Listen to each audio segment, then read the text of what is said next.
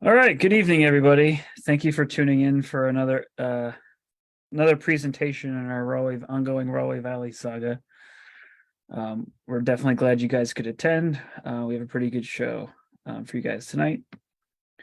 So, as we get started, I'm Richie King. I'm the president of the Tri-State Railway Historical Society. Also been researching the Rahway Valley for a number of years now and putting out a couple books.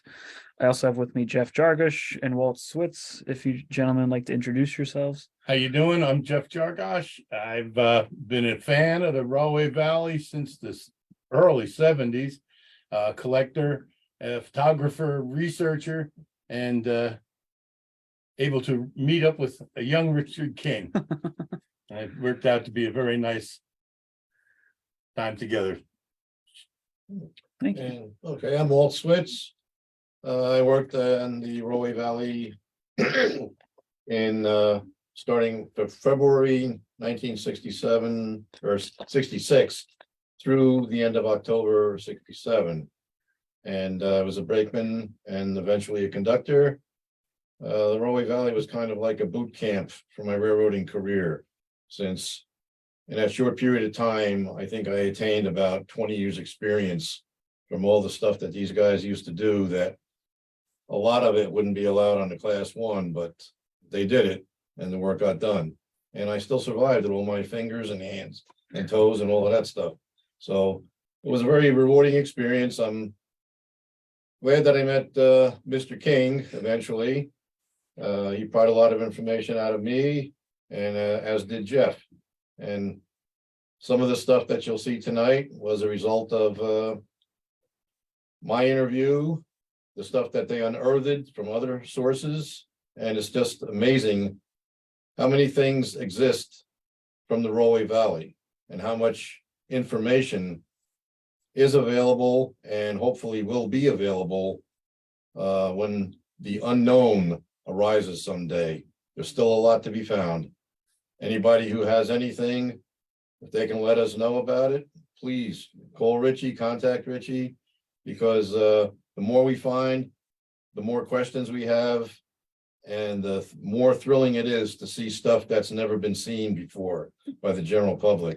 Yeah, and the more stuff we could share with everybody. Exactly. All right, so here goes Rich. Thank you. So we have a great show. This is broken up into two parts. We're gonna talk about the locomotives, all 17 of them, and the visitors that came and went, and then we're gonna break for questions and then go into some of the other equipment. And also tonight we have a number of artifacts here that we've been able to collect and been able to show you guys tonight. We have a number of the brake handles from the steam locomotives and the diesels, whistles from the steam engines, number plates and builder's plates from the steam engines. Quick show you some of the maintenance ledgers and repair books and locomotive manuals from the diesels. So a lot of great stuff we've been able to accumulate, and happy to share with you guys tonight. So it'll be a long show, but please stick with us. And if you can't stick around for the whole thing, it will be recorded so you can catch what you missed. And before we get started, just a quick note from George, who's the president of the Rahway Valley Railroad. A quick tongue-in-cheek remark he made about the locomotives. The truth of the matter is that we are operating some junk heaps called locomotives, and as a safety measure, due to their questionable condition, we are not permitted to operate them in speeds in excess of 2 miles per hour, except in instances of extreme emergency, as they are liable to fall all apart from the strain of any speed in excess of this figure. Which, as we will get into, this was Clark poking fun at his own railroad, but some of the locomotives that predated Clark probably fit this description. So we'll get into the locomotives. So as Walt was saying, we've been able to uncover a ton of information. When I first started getting into this, there wasn't much out there about some of the locomotives. 13, 14, 15, 16, and 17 were kind of the ones that are at the end, so you kind of had a sense of what they were. But the ones before that, it was really hard to find information. So through research and contacting museums and paperwork that's come along and stuff, we've been able to put together a pretty good story of all the locomotives. And these are some of the notes from diaries and things about all the individual locomotives, their quirks and things, what was wrong with them, why they preferred some over the others. And we'll kind of talk about which steam locomotives really worked out for them and what was the best fit for the railroad. So, a lot of railroad histories get hung up on, histories of the locomotives and stuff. And I try to focus more on people in my overall histories of the railroad. But with a short line road like the Rahway Valley, it only had 17 locomotives, and then like the people also had their own quirks and idiosyncrasies and lots of cool, neat little things you can talk about. So we'll talk about some of that tonight. So this is kind of how we'll just break out through the locomotives. At first, the Rahway Valley didn't have its own locomotives. The Jersey Central ran the railroad. And we'll talk about 1 through 17, some of the locomotives they leased, the diesels, and then we'll also talk about the Susquehanna engines that came at the end. And if anyone has any questions, we will break in the middle and at the end for questions. So if you want to load up the Q&A, I'll be happy to go through them. And when we get to those points, I'll answer them. So first, the Jersey Central locomotives. So the earliest predecessor of the Rahway Valley was the New York and New Orange Railroad, which was chartered in 1897 and first saw its first trains in 1898. But it wasn't until 1899 that the railroad began operating its own trains with its own crews. Originally, the Jersey Central ran the railroad for about a year while it was under construction and before passenger service started. So the Jersey Central provided its own crews and locomotives. So in some of the paperwork we've been able to find, we're fairly certain that the first locomotive to ever run on the New York and New Orange between Aldine and New Orange, which is now Kenilworth, which was number 502 at the bottom right there, which was a 440 American type that originally ran on the New Jersey Southern Railroad, which later became the Southern Division of the CNJ. They also ran a 240, which you see at the upper left, number 32. A 440, which looked like the one in the top right, number 145, and then there was another 440, number 57. So these engines kind of came and went. Probably whatever they were keeping at Roselle Roundhouse, they probably sent up over to the railroad. You can notice they're all older locomotives, and in a lot of cases, they wound up being scrapped shortly thereafter they're finished with their lease. So they were something that they could use on this very light service railroad. Yeah, I mean, you could see on the bottom right, number 502 is kind of a heap with mismatched pilot wheels. And so the railroad eventually did begin running its own trains. So to start acquiring its own locomotives. So we'll quickly talk about the first 3 locomotives, the 440 American types, numbers 1, 2, and 3. So number 1 was the very first locomotive owned by the railroad. It was originally from the Northern Central Railroad, which was owned by the Pennsy. It was number 322. It arrived in July of 1899 at Roselle. It arrives with a lot of its rods taken off, its cow catcher off. They're all stored in the tender for the transport. And it was brought over to the CNJ's Roselle Roundhouse, which is where Dwayne Kimball from the CNJ reassembled the thing for service on the New York and New Orange Railroad. And we believe that man to be standing there between the tender and the engine to be Dwayne Kimball when the locomotive first arrived. So in these pictures, this is when the engine first arrived, lettered NY and NO. The engine was named New Orange, which was the original name of Kenilworth. And it was still numbered 322 as well. We can see on the number plate and on the headlight, it still says 322. The engine was purchased in July of 1899. It went into service August 1st of 1899. It did not stick around very long. It was scrapped by 1902. The engine was probably pretty old, kind of old by the time the railroad got it. And the railroad just did not have any facilities to maintain it. There was no shop. They didn't even have a water tank. The water for the engines was pumped out of a pond across from Kenilworth Station for a number of years until they finally got a water tank. So they probably ran this thing into the ground. And that was true of a lot of the early steam engines the railroad had. This is the only other picture we have of number one. This is on the day the first passenger train ran into New Orange. So you can see they reattached, the rods, the cow catcher. There's people hanging on the engine to celebrate the arrival of the first passenger train. So just a little typical 440 American of that era. The next locomotive arrived about a year later in September of 1900. It was another older 440 American type. This one was named Baltusrol, which the railroad didn't go to at that point in time, but they had aspirations of getting past Baltusrol up to Summit at that time. It was originally Philadelphia, Wilmington, and Baltimore Railroad number 80, built in 1880, and by 1903, it was off the roster. So like 2.5 years they had it, and then it was gone. This is the only fuzzy, grainy picture that I have of this engine. So in 1900, the New York and New Orange Railroad went into foreclosure and was sold at auction and became the New Orange Fort Junction Railroad. Well, the first two engines were rather heaps. We've heard one quote that number two was a pile of junk ready to blow up. So they eventually, the new railroad, New Orange Fort Junction Railroad, acquired number three about 1901 to run on their railroad. And by 1903, it was the only engine on the railroad. We don't know much about its history other than it's always attributed to have coming from the Pennsylvania Railroad. It was a 440 American type. And it kind of has an interesting history. Since the railroad didn't have any shops of any kind when they would need repair work, they actually sent it out to Lackawanna. And they didn't have any connection to Lackawanna at that time.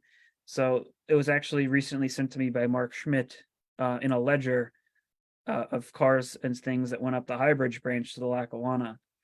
This engine ran under its own power from Aldine out to C&J to Highbridge, up the Highbridge branch to the Lackawanna, and then to Kingsland for work at one point.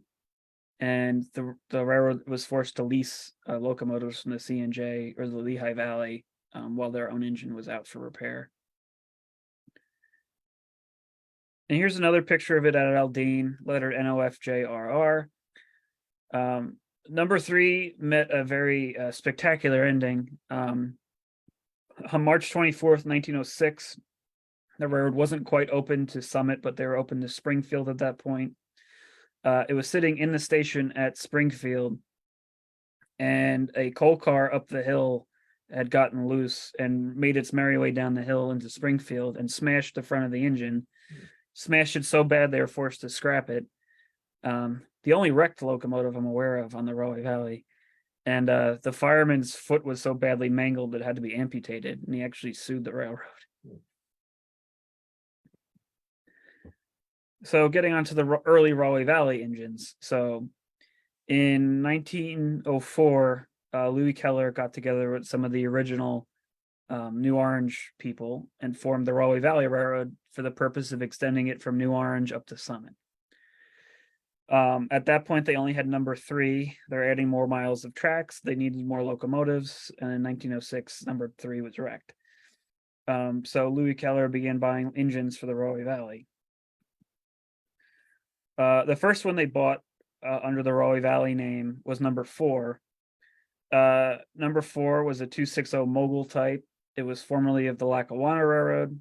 It was purchased in August of 1905 from the Fitzhugh Luther Corporation, which is a locomotive broker. So they took delivery of the locomotive, and they soon found out that it was in horrendous shape. The little bit of information that we have about it, it was constantly in and out of service. There were all sorts of problems with it. The state inspectors had issues with it. And the Rahway Valley was originally supposed to get a second one of these 260s, and they canceled the order after they found what a wreck that they had purchased the first time. So this engine didn't last too long. It was retired by 1910, 1911, and was scrapped around 1913. And you can see here, this engine wasn't in the greatest of shape. It's pretty rough. Yeah, this was another one that they said was about ready to blow up.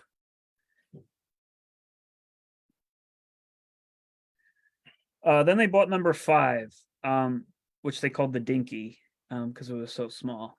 It was an 060 tank engine with the water carried in the saddle tank over the boiler. This was basically the railroad's main freight engine for several years. It was built in the 1880s by Baldwin.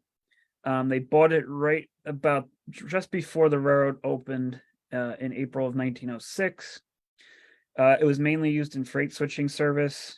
I can't imagine this thing getting very many cars up the grade to Summit. No. But it was finally retired June 2nd of 1913. And we'll get into what number 7, what fell out of that.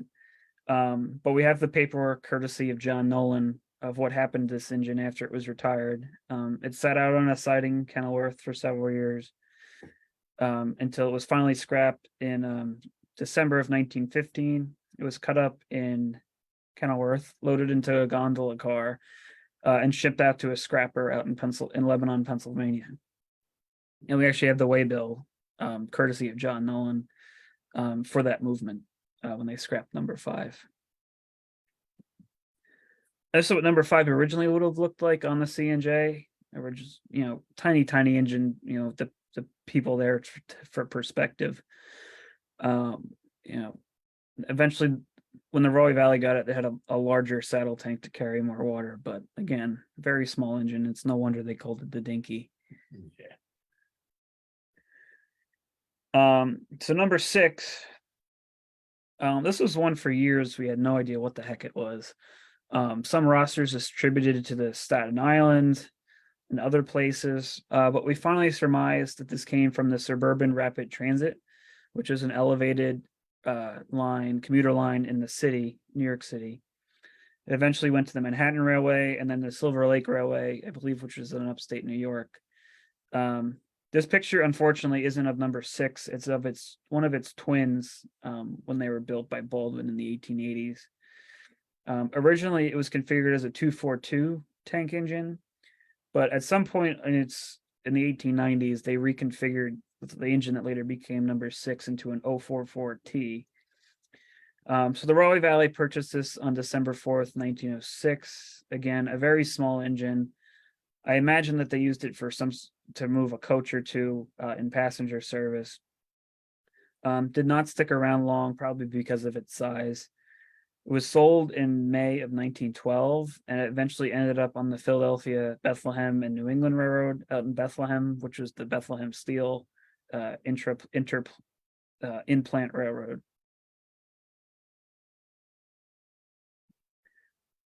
Before we get to number 7, just a brief note on some other visiting locomotives that were there for contractors.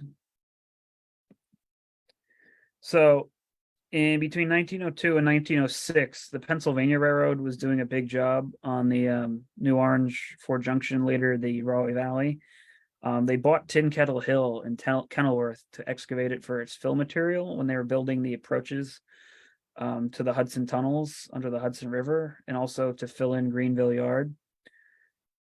So to do that job, they actually brought in one of their own locomotives. So that picture in the upper left is actually a Pennsylvania Railroad steam locomotive running on the Rahway Valley. That is 280 consolidation number 1562. It was a class H3A. And the Pennsylvania Railroad actually provided its own crew to switch these dirt cars that were being filled from the excavation work that was being done. On the right are 2 newspaper articles that make mention of other locomotives that were on the railroad. So J&H Cornell and Company was the contractor that built the railroad from New Orange to Summit between 1904 and 1906. They brought their own locomotive to work on the railroad. Unfortunately, they parked it in the little ramshackle engine house that they had in Kenilworth. And tornadoes aren't that common in New Jersey, but one ripped through Kenilworth one day in 1906 and dropped the engine house straight on Mr. Cornell's steam locomotive that was contained inside. So I don't know what became of that, but I'm sure Mr. Cornell was not too happy. The other contractor locomotive was H.S. Kerbal Company. They were actually hired by the Pennsylvania Railroad to do the excavation work at Tin Kettle Hill. And at some point they purchased a new locomotive, a little dinky tank engine, I'm sure, to move these dirt carts around Kenilworth. And then the last set of contractor locomotives in the 1920s, Casaro Construction Company was doing excavation work in Kenilworth.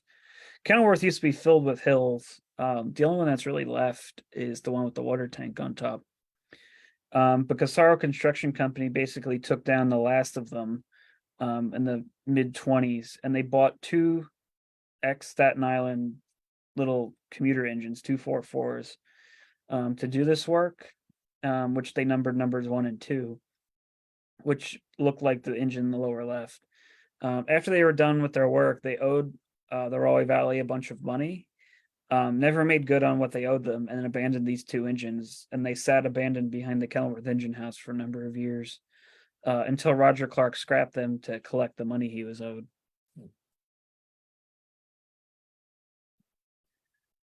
So next is number 7, the only new locomotive that the Rahway Valley ever owned, which George Clark later referred to as a rank failure. So number 7. So, up until this point, the Rahway Valley had nothing but, tiny little tea kettle engines that were of questionable quality and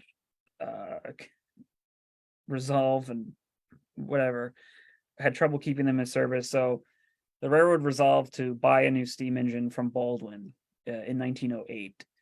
They ordered it in March of that year. They paid over $11,000 for it.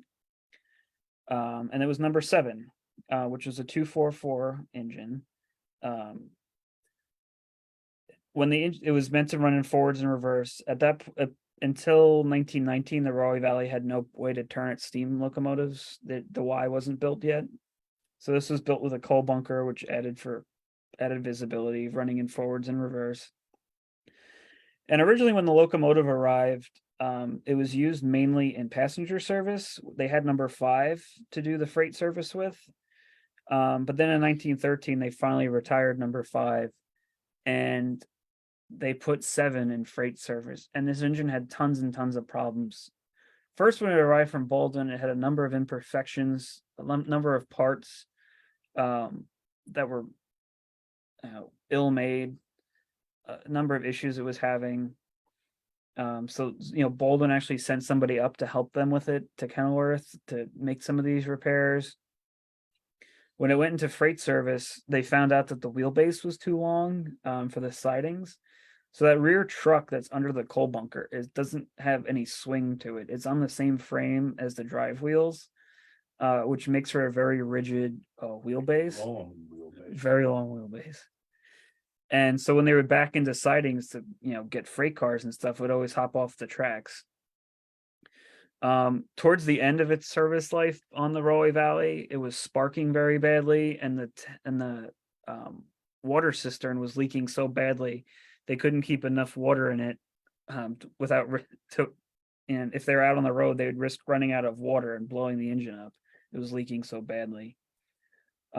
Supposedly it had really bad brakes. It could only get 2 or 3 cars up the hill to Summit, which is nothing. So for years, Spencer Caldwell, who was the general manager at that time of the railroad, just complained and complained and complained about this engine.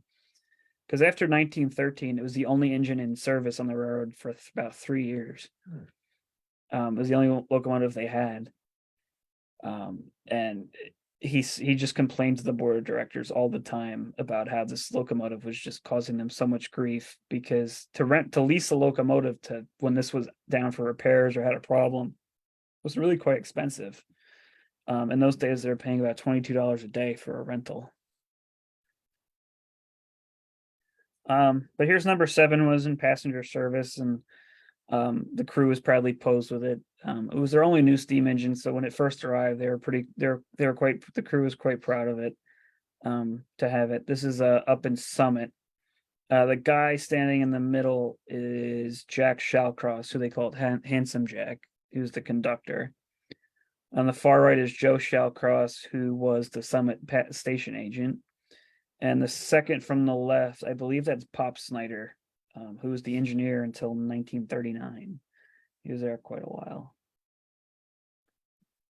This is what the locomotive looked like later on in freight service. Had a new smoke box door. They had a pole on it for pulling cars, cable for pulling cars. You know, the locomotive didn't have polling pockets, so it really wasn't That designed. was a risky move. Yeah, very risky. So I imagine these guys that are hanging out of the cab and posing with it are having a real hell of a day with this engine, drilling cars. So finally, by 1917, the railroad had gotten another steam locomotive to replace this, and about a year after that, they got rid of number 7. And Spencer Caldwell was happy to see it go. So it was sold to General Equipment Company in Paterson, New Jersey, which is where this picture was taken. Supposedly, it ended up at Watervliet Arsenal in upstate New York, working for the military during World War One. The legend is that this eventually ended up on some logging road in South America, but we really have no proof of that other than the anecdote. So who knows where it eventually ended up and when it was scrapped.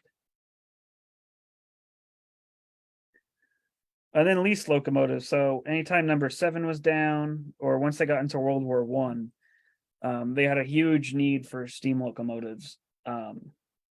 They like to lease these little 440s from the C&J mostly. They did lease some from the Lehigh Valley.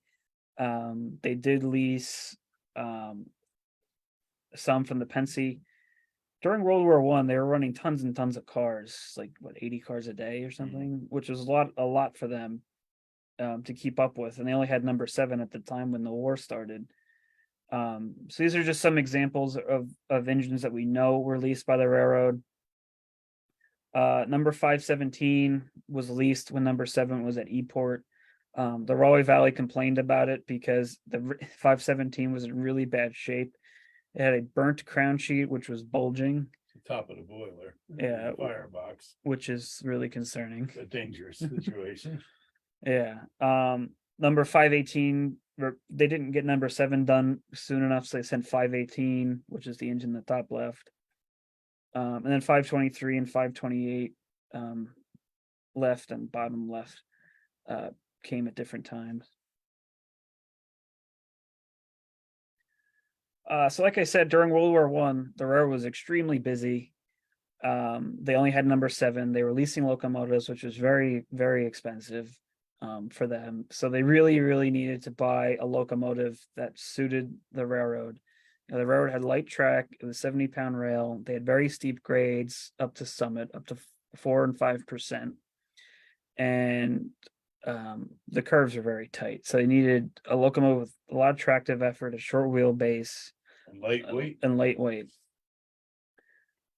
So what they eventually bought, which up until that point was the best fit for the railroad to date, was number 8.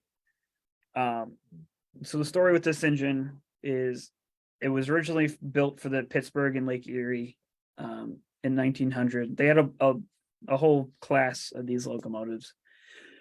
And in 1914, 1915, they started upgrading to bigger power and were getting rid of these 280s. And in 1915, the Morristown and Erie, which is nearby the Rahway Valley, bought one of these engines, which became their number 6. So we have a set of correspondence where Spencer Caldwell went up to Morristown to go look at their new engine. And they were really quite pleased with it. They had talked to the crews and stuff up there, and they said they were having a really good experience with it because they had similar track conditions as well. So Spencer Caldwell was sold. He wanted one. The problem was the Rahway Valley didn't have any money.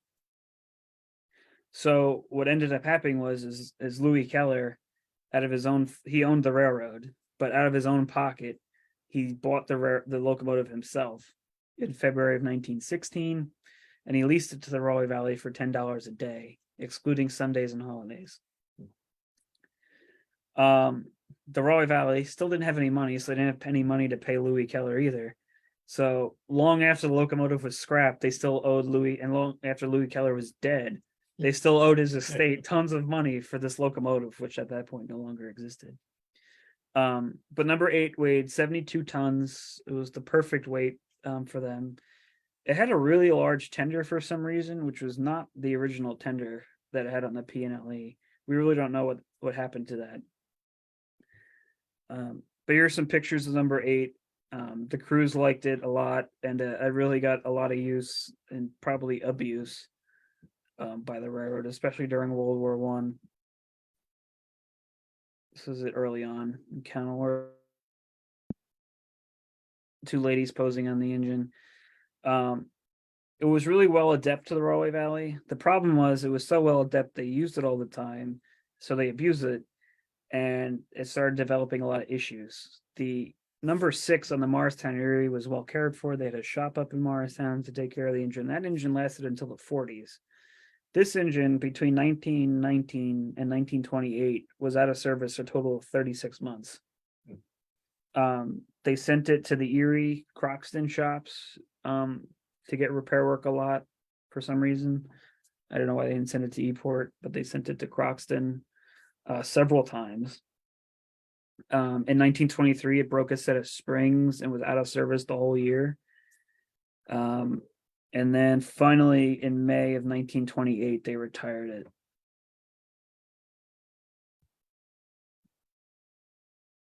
This is some pictures of number 8 in freight service. It originally had the big cow catcher on the front. Eventually, they swapped that out for a footboard. So it was retired in May of 1928. By that time, they were buying number 13 and 14. They were on their way, so they didn't really need it anymore. And a year later, the locomotive was cut up in Kenilworth, loaded into a gondola cars, and sent out for scrap. But this is really the first locomotive that proved what worked for the Rahway Valley. A 70-ish ton 280 consolidation.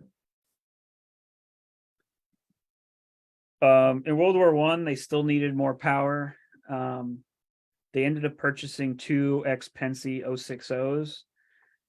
The first one they bought was number 9, which is the top left is the same class. It's not number 9, but on the bottom is a picture of the actual Rahway Valley number 9.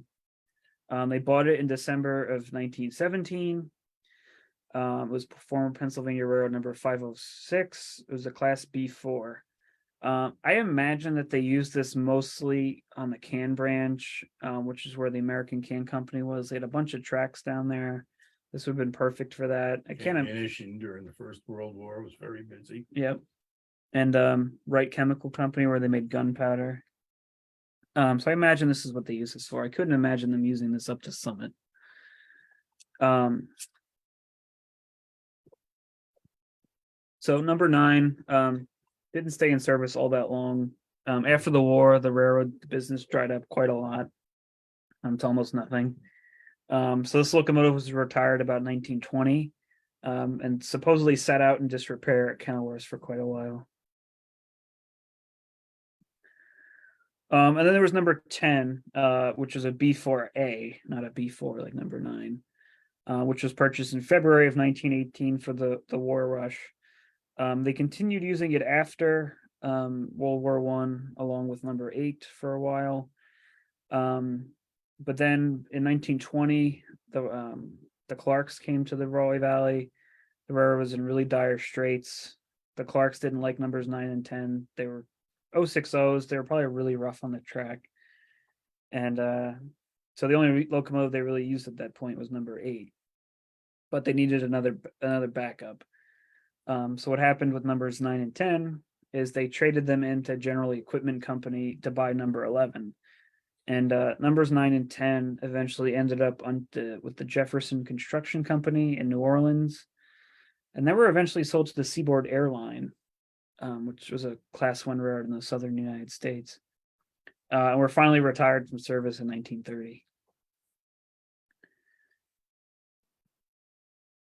So by this time, after World War One, the railroad was in really dire straits. They were losing tons of money. The munition plants were gone, closed up after the war, and the Clarks had come from Oregon. So Roger Clark took over as president and general manager, and he had his son George Clark helping him. So they needed to replace numbers 9 and 10 and help number 8 out. So what they did was they traded in numbers 9 and 10 for number 11. So number 11 was a 260 mogul type. It was built in 1904 for the Grafton and Upton Railroad in Massachusetts. Supposedly on the Grafton and Upton, we can never find any pictures of it up there. They used it only at night in switching service. So they bought it on trade in October of 1922. This engine had somewhat mixed results on the Rahway Valley. I'll read you a little bit of that story. So number 11 had spent about 2.5 years at General Equipment Company looking for a buyer. And then talk a little bit. There's some pictures. And then it ended up at the Rahway Valley. And it was a small locomotive. It was only about 60 tons with taller drivers than number 8. So it was pretty slippery on the grade. The Rahway Valley kind of beat the hell out of it. And the train crew eventually said every lump of coal you threw in the firebox shot up the stack. But George Clark later, even though the crews hated it, George Clark later said that it was a decent enough engine, but it was not really well suited to the Rahway Valley, and they pretty much beat the hell out of it. This is the only picture I have of the locomotive in service on the Rahway Valley from 1928. Here's a rear shot of the engine at Kenilworth. It was a little engine, little 260. So it was in service up until 1933. Apparently they would double head this sometimes with number 8 up the hill to Summit, and with number 8 doing most of the work.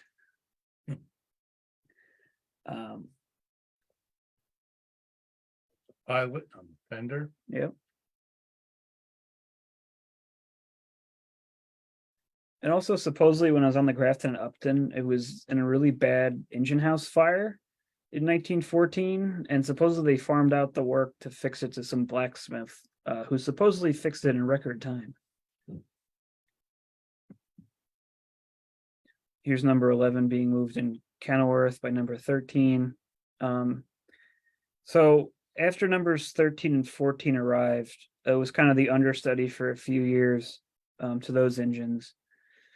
And then eventually it was just so worn out, they parked it in Kenilworth in 1933, and in January of 1935 they finally cut it up for scrap. But what this engine did once 13 and 14 arrived, it kind of set the precedent that they would keep one engine in service, one as a backup, and one under repairs, and that's how they would rotate their engines every month.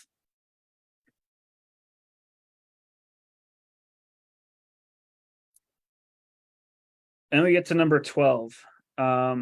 So number 12. So in 1927, number 8 was really on its last legs, and they were looking for another locomotive. Roger Clark was shopping around everywhere for another 280, just like number 8. And he came across 3 280 steam engines that were being sold by the Lehigh New England, numbers 18, 19, and 20. So Roger Clark was interested in one of them, but apparently during that time, one of them was in a wreck on the Susquehanna, and they were all abruptly taken off the market while the one was being fixed. So Roger Clark still needed another locomotive, and couldn't wait any longer. So eventually he made contact with the Bessemer and Lake Erie Railroad out in Pennsylvania, and they made him aware that this locomotive was for sale. Their number 96, so this locomotive weighs 87 tons and has a pretty long wheelbase. And there's some correspondence between Roger and George Clark, where George Clark is pestering his father saying, can we really accommodate such a heavy locomotive? And Roger Clark kind of brushed him off, writing back, I think the BNLE had some of the same problems that we had with light track and bridges and stuff. And I think they built this locomotive with that in mind. So they bought this locomotive. They got a pretty good deal on it. They bought it in September of 1927, and they brought it back to the Rahway Valley. Harry Reifsnyder went out and rode it back. It was delivered at Roselle Park on the Lehigh Valley. They put it into service right away. Here's a picture of it. Suppose Bill Young in his notes said number 12's purchase arose out of Roger Clark's desire to have a big engine on the railroad. So you can see all the guys posing with it. They're pretty proud to have it. The problem was it was too big for the railroad. The bridges were not strong enough to accommodate its weight. It hopped off the tracks a lot because of its long wheelbase. And within 1 year, the locomotive was retired and they were offering it for sale. So it only spent about a year in service on the Rahway Valley before it was parked. For whatever reason, and probably because scrap wasn't worth much during the Depression years, the locomotive sat outside at Kenilworth for between 1928 and 1943. And then during World War II, there was finally a market for scrap, World War II scrap drives and stuff, that they finally cut up the engine and sold it for scrap. But it was kind of a neat monument at Kenilworth for a number of years for rail fans to show up and take pictures with. There's pictures of kids hanging on it and sitting in the cab and stuff. But they kept a rag over the stack to keep the water and everything from going into the locomotive. And supposedly when they parked it, they painted it, and then that paint just slowly faded away. And then in 1940, number 14 had a bad smash up, which we'll talk about, and its headlight got smashed. So number 12 donated its headlight to number 14. And later on, it donated its whistle to number 14 as well. And then finally, between late 1942 and 1943, the Rahway Valley hired a contractor from Newark to come in and cut up the engine. This is what was left of it in February of 1943, with Sharon Neese, the son of the master mechanic, posing with what's left of number 12 in front of the Kenilworth engine house. And for whatever reason, the Rahway Valley only scrapped the locomotive itself. They kept the tender for about 5 more years, which was pretty cool because when the paint faded, you could see the old Bessemer lettering on the tender. But what ended up happening was supposedly, according to Young's notes, they needed a tender truck 1 year for number 15, and they ended up swapping a truck out from number 12 to under number 15's tender. I think they eventually swapped it back based on pictures. But this hung around Kenilworth for a while. Finally, we'll dig into the meat of the presentation and the twins and start talking about 13, 14 and the rest of them. So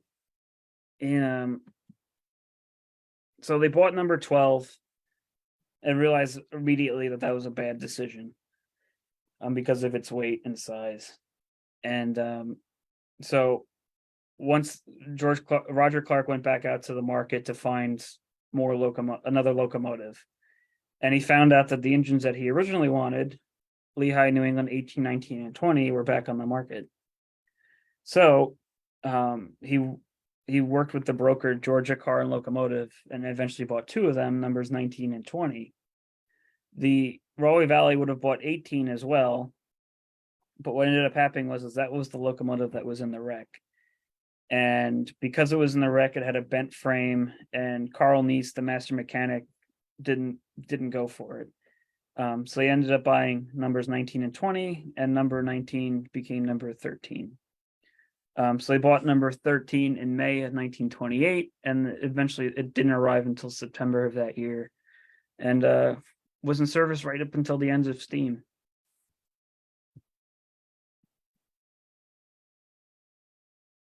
So this is a builder's photograph of Lehigh, New England, number 19. So the L&E was an anthracite coal and cement hauler. The primary source of its traffic came from the coal mines owned by its parent company, the Lehigh Coal Navigation Company, throughout northeastern Pennsylvania. It also served the cement belt region of Northampton and Lehigh counties in Pennsylvania. And then out of Pennsylvania, cut across northwest New Jersey and went up over trackage rights to the Susquehanna, back onto its own tracks, and then ran up into Maybrook in upstate New York, at which point cars could be conveyed to New England via the New Haven. So on March 24th, 1905, the Lehigh New England placed an order with Baldwin for 3 280 consolidation numbers 18, 19, and 20. Their construction numbers were 26354, 55, and 56. And they classified these 3 engines as their E7 class. The E7 class received several modifications when they were with the L&E. The tenders lost their original Fox trucks in favor of arch bar trucks. The original headlights were discarded and replaced with large ones center mounted on the smoke box door. The original air tanks were replaced. The original pilots with their large cow catchers were modified to include small footboards. And the last vestiges of the cow catchers eventually removed entirely for a whole footboard across the front. So Lehigh, New England had Georgia Car and Locomotive broker the sale of these engines. And I believe Georgia Car and Locomotive made several modifications to the engines to make them more saleable. So from photographs, the air tanks were moved up onto the running boards, and the running boards were modified accordingly. The wood pilot beams were replaced with steel and steps added behind. The toolboxes were added to the pilots. The large center-mounted kerosene headlights were replaced by smaller high-mounted electric ones, with generators added to power the headlights atop the boiler. The cabs were modified. The wooden doors were replaced with steel. The side window on the front of the cab was plated over. And a track was added on the roof for sun visors. So initially, numbers 13 and 14 had these really bold serif lettering, which I'll show you in a picture of 14 later, when they first arrived in the Rahway Valley. And then later, both of them got this serif stencil during the Depression, about 1929. And if you also look in this picture, you'll notice this weird looking thing on the tender. And Jeff, would you like to explain what that is? Yeah, these engines are lightweight, which were good, and had a big boiler. And the boiler extends all the way to the back of the cab. You don't fire the engine from on the cab. The position for the fireman would be standing on the deck of the front of the tender. And to give the fireman some protection, because he's not underneath the roof anymore, they erected these canvas, like little tents, over the back of the open deck of the tender, where the fireman could be undercover during inclement weather. Bob Heft, who was a fireman in the 50s, likened them to like camelbacks, because you weren't in the cabs to fire them, you were standing out behind it. The cabs had doors, you got up into the cab if you were going to be sitting inside. And I mean, that might have been nice during foul weather or whatever, but the fireman rarely had a chance to sit inside. But he got a little cover at least. There normally were storm curtains, but that's an additional cover for his overhead. In this picture on the rear side of the locomotive, you can see the frame for that canvas covering. And And that you curved just- part there is the back of the firebox. Yeah, so you can see how the cab sat astride of the firebox, how the firebox came all the way to the rear of the cab. You could also see that the locomotive was equipped with a pole for pulling cars and a re-rail frog. You could also see very faintly along tender, the conduit for the electric for the headlight, and there also would have been a receptacle to plug in the caboose.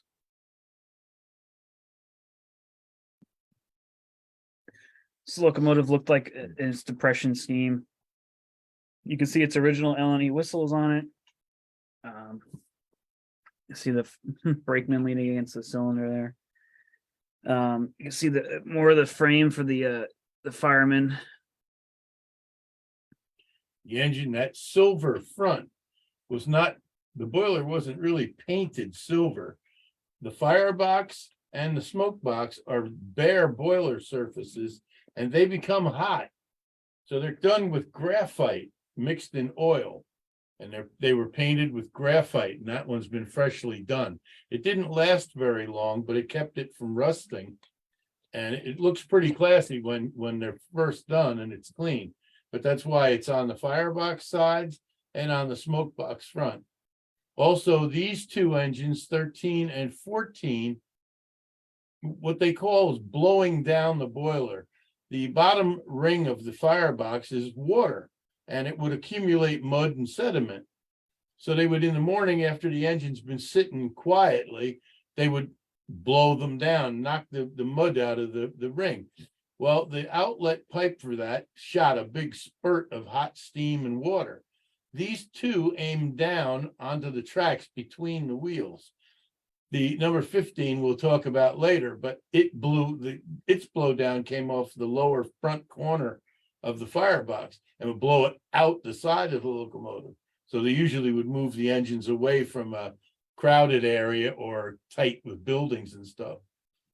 But that's why they had to keep all that stuff painted. It would rust from all of that. Do you want to talk about the injectors? Yeah, you can see this one. They had what they called the water inlet system from the tender. You can see the pipe curving up from under the cab from the tender. And it came up into the appliances, a pipe there right in front of the cab door. That's a lifting injector. And unusual on these engines, both injectors are feeding from the right side of the locomotive. Those usually there would be one on the fireman's side and one on the engineer's side. But this one's either been piped over the top from the fireman's side, or both of them are on the engineer's side, where he'd have to keep an eye on the injectors as well as run. Here's another picture of the locomotive during the Depression era. And one thing I forgot to point out, when the locomotive first arrived in the Rahway Valley, underneath the 13 on the cab, it was originally labeled E7, which was its class on the L&E. I don't know why the Rahway Valley kept it. It wasn't on 14, it was only on 13, and only for a few years. By the time of this picture, it's like 35. They had white painted over it or gotten rid of it.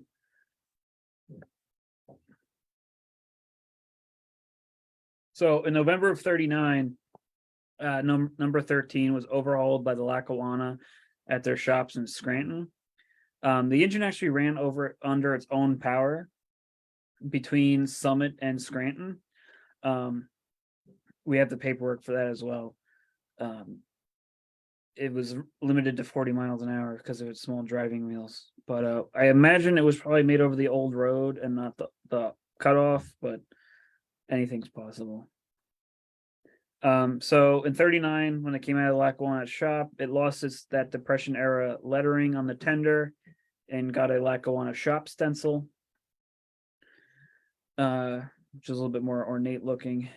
The Lackawanna also fitted the locomotive with a new firebox door, this kind of beveled door rather than the flat one it had originally.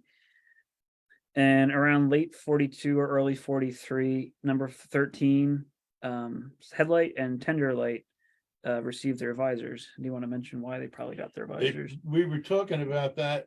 The headlight appears to be the same light, but it was during the war, and a lot of the headlights were shrouded, or they'd put hoods on them to keep them they wouldn't be visible at night from the air. So we think that's why the visors were put on. They're very plain. They're not much of an addition, but it would have brought them up to the requirements for the wartime shrouding of the lights. And here's another shot of the locomotive from the other side, after its Lackawanna shopping. We'll point out some other things later, but 13 had these braces from the top of the boiler to the top of the cab. This is the original L&E whistle, which is actually right here.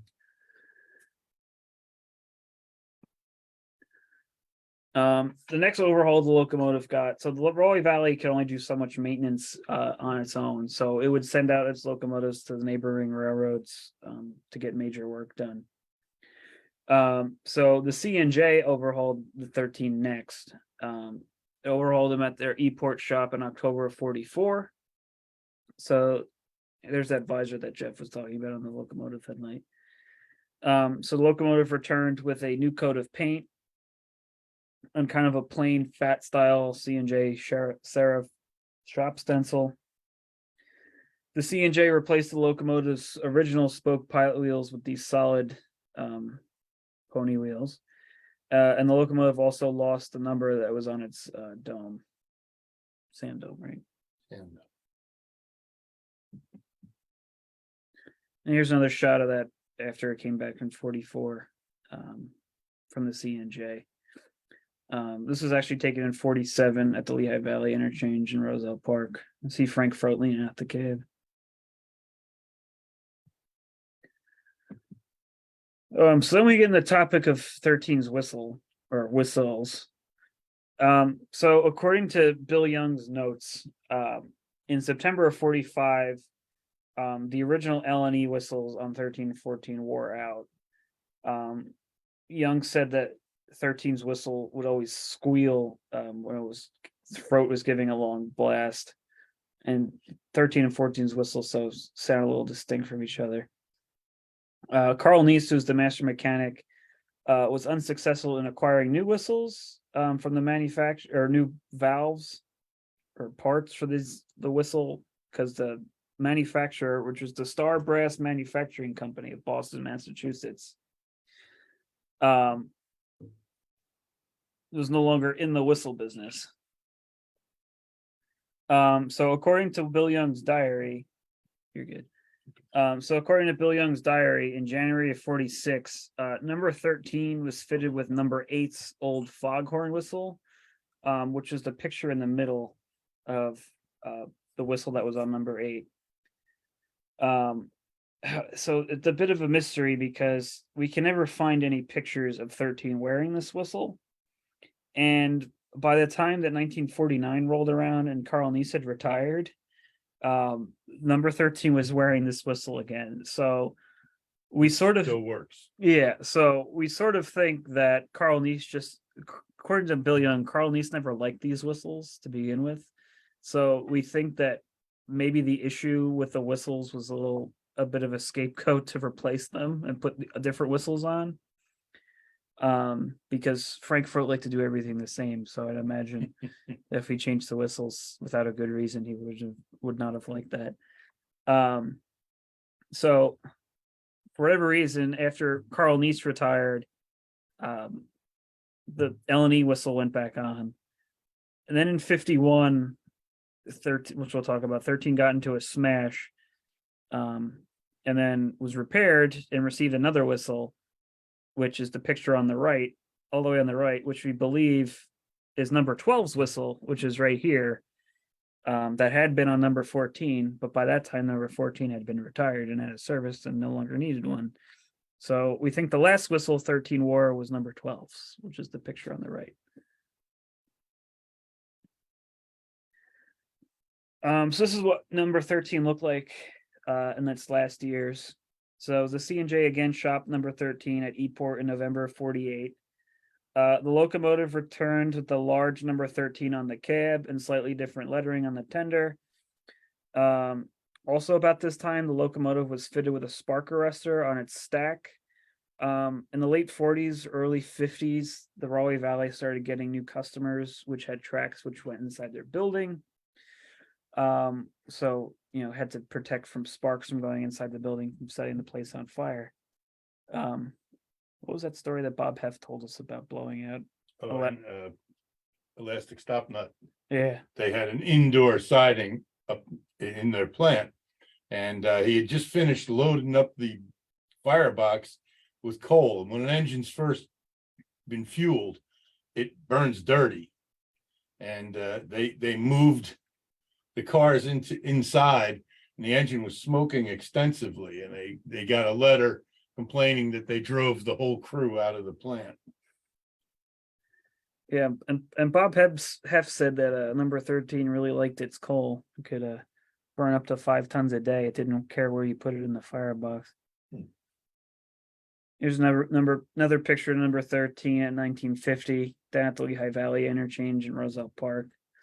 That's what it looked like in its last years on the road. You can see hanging on the tender are the poles for polling moves. They're basically a way of reaching across from one track to another and pushing a car. You could use it to move a car out of a tight spot or whatever. But if you're going the other way and needed to pull a car out, you notice on the pilot, there are 2 like bolt fixtures next to the step rung. And that would be for fixing a cable, a tow cable. So you could grab a car, cable it up to the coupler and pull it out on an adjacent track. Dangerous moves, but sometimes they made it easier to do. With only one runaround. Yeah, there weren't hardly any runarounds in making up trains, in drilling out trains, in servicing certain customer tracks. There were times you needed to get a car moving that you weren't coupled to. This is also what it looked like towards the end. You can see the curtain up on the back of the cab to keep the weather out.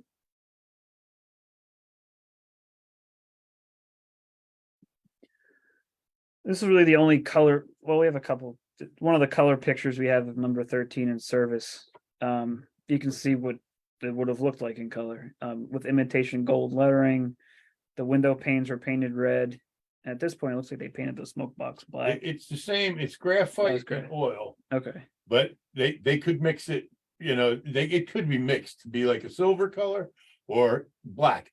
But they were really commercial furnace finishes for heated surfaces. The rest of the boiler is insulated, so it was just painted sheet metal. But the smoke box at the front and the firebox under the cab are both bare metal to the heat. So then here's the story of 13's end. So on February 26, 1951, number 13 was damaged. It was coming up from Roselle Park, Aldine area into Kenilworth. It was approaching the parkway. And on the right side of the tracks there was Lock Joint Pipe Company. And to move they made cast concrete pipes, and to move their pipes around their yard, they had a crane to move things from one area to another. So apparently their operating savant, who was operating the crane that day, got a little too close to the tracks and didn't know what he was doing. And up comes number 13 with a train, and succeeded in thoroughly damaging the locomotive. Do you want to talk about how they got damaged? Yeah, the story says that it's a bucket. Now it's hard to imagine a guy working with a bucket, but at the concrete pipe company, they would be lifting lengths of pipe. Pipe is a difficult piece to move because it swings and bounces if you lose control of it. So we think that it was probably clipped by the way it got hit by a piece of pipe that got loose from their control, and it creamed the headlight, knocked the stack, bounced off, slammed into the steam dome, broke the bell from its arbor, knocked it over the side of the boiler, then clipped the whistle and the steam dome, bounced, hit the cab roof, bounced again beyond the tender. And Rahway Valley always carried their caboose right behind the engine, and it bounced into the roof of the caboose. So we're assuming it was slammed by a swinging piece of pipe. And this is a picture of it in for its repairs. The headlight, of course, is gone. The bell what's left of the arbor is underneath the ring of the steam dome. The dome is off. They're patching that to get a new whistle on and the pop valves. And that's what that little crane is. That would allow them to move the throttle valve, which is right inside the steam dome. So it was a pretty good repair. And when it got smashed, it broke the pop valves and they were losing steam, and they had to run like hell up to Kenilworth before they ran out of steam. Yeah, once the boiler is opened outside, that's not good because the change in pressure on the boiler water changes the boiling temperature, and a lot of the water that's in the inside begins to boil sooner than it would at a fast rate. So yeah, they moved quickly to get the engine. It's not a long distance to get to Kenilworth Engine House, but they moved in a hurry. And here's some more pictures as they progressed through the repairs. So at that point, when they repaired 13, 14 was out of service. So they pilfered some parts off of 14, including its headlight, the whistle, which was originally from number 12, the pop valves and other components.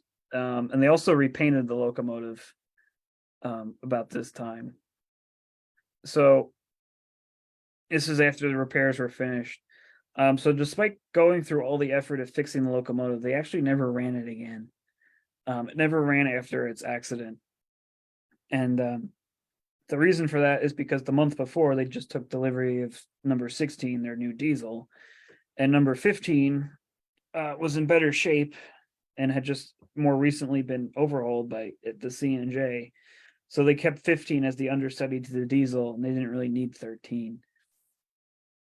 So they kept number 13 tucked inside the old engine house until 1953, when they tore down the old engine house to build 2 new stalls for the new engine house you see in the back. And after that, the engine spent the next couple of years outside.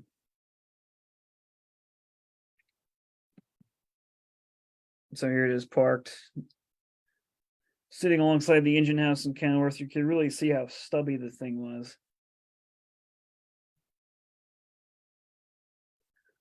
And then finally, in March of 1955, the Rahway Valley had no more need of number 13, so they sold it to Nork Iron and Scrap up in Union, and the Rahway Valley towed it up there onto their siding, which is where 13 was cut up, just 5 months shy of its 50th birthday.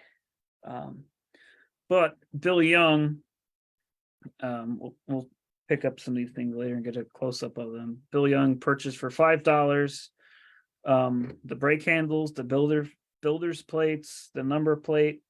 Eventually ended up with both whistles, all of which we have here. We have the independent and train brake handles, the one of the builder's plates from the locomotive, the number plate from the engine, which was home built, and the 3 is shorter than the number 1, which is kind of funny. And its original L&E whistle, and then number 12's whistle, which it wore later after it was repaired in 51. But we'll do a zoom in of those later. And here's number 13 as it was cut up. You can see its old manual reverse in the cab window. So it's twin number 14. So number 14 was one serial number above number 13. So they were built to the same specs, but there were a number of differences between the two, which we'll look at. But it was purchased in August of 1928, arrived a month later, was retired in May of 1950, and finally scrapped in December of 51. So this is what number 14 looked like when it was the number 20 of the Lehigh in New England.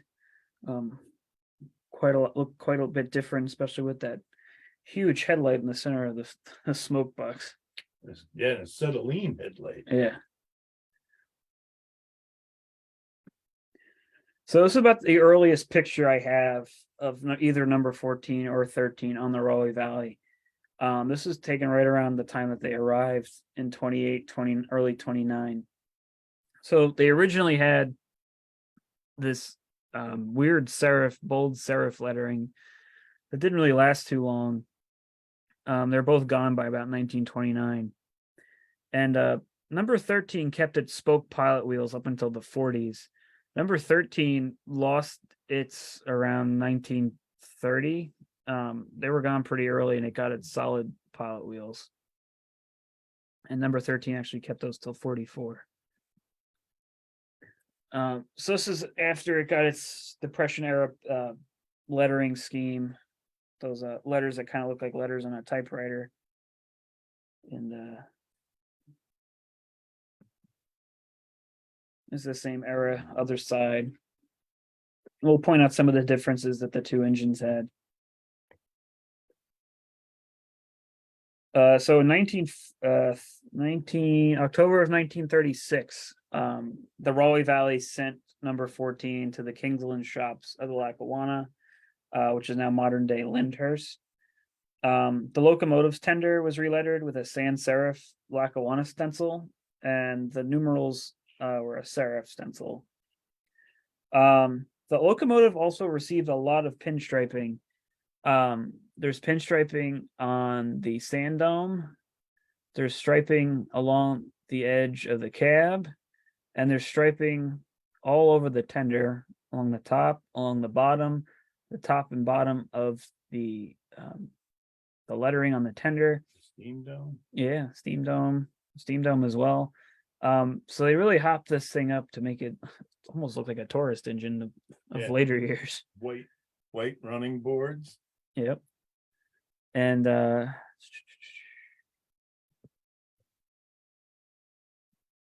this is what it looked like in its Lackawanna scheme once it got back to the Rahway Valley. This shot was taken about 3 years later in 39. So this is what the rear looked like. Again, equipped with its rear rail frogs. The Rahway Valley had many frequent derailments.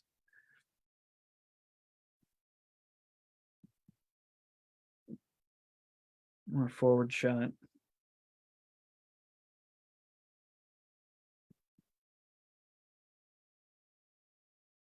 So then we get into the issue of 14's headlight. So around Christmas time of 1940, number 14 got into a pretty serious smash. During a switching move at night, the Rahway Valley had no radios. Everything was done by hand signals or at night with lantern light. Something got miscommunicated, and someone threw a switch that they weren't supposed to, and they ended up sending the caboose up onto 14's pilot, which succeeded in smashing the engine's smokebox braces and its headlight. So up here, this is 14's original headlight that it came to the Rahway Valley with. This is one that was seriously smashed in 1940. So at that time, they had number 12 sitting around with its headlight not being used for anything. So what they ended up doing is putting number 12's headlight on number 14. So you can see it's got those slightly flared number boards on the headlight that match the picture here on 12 and are different from the original headlight that the Locomotive had. So if it wasn't hopped up enough already, in October of 1941, the engine was sent to Eport for an overhaul. The tender was relettered with a serif stencil, and again, the C&J, like the Lackawanna, put tons of pinstriping on this thing. They outlined the whole tender, the panel underneath the cab window, up on the dome. This was the only locomotive that really had pinstriping of any kind. Around late 42 or 43, about the same time as 13, they actually replaced 14's headlight with this tinier headlight with no housing, with these flared number boards. So they took 12's headlight off about after a couple years, and they put this one on. Actually, only 2 years. So this is a better look at that C&J scheme that it came back with all the pinstriping. It's kind of an interesting look to it. So The C&J again overhauled number 14 in November of 45. The engine was again relettered. It kept its pinstriping. The lettering was a little bit lighter than the previous version. But the number on the sand dome disappeared. And they also gave it a new smoke box door, which is how you can tell the difference between the two different C&J schemes.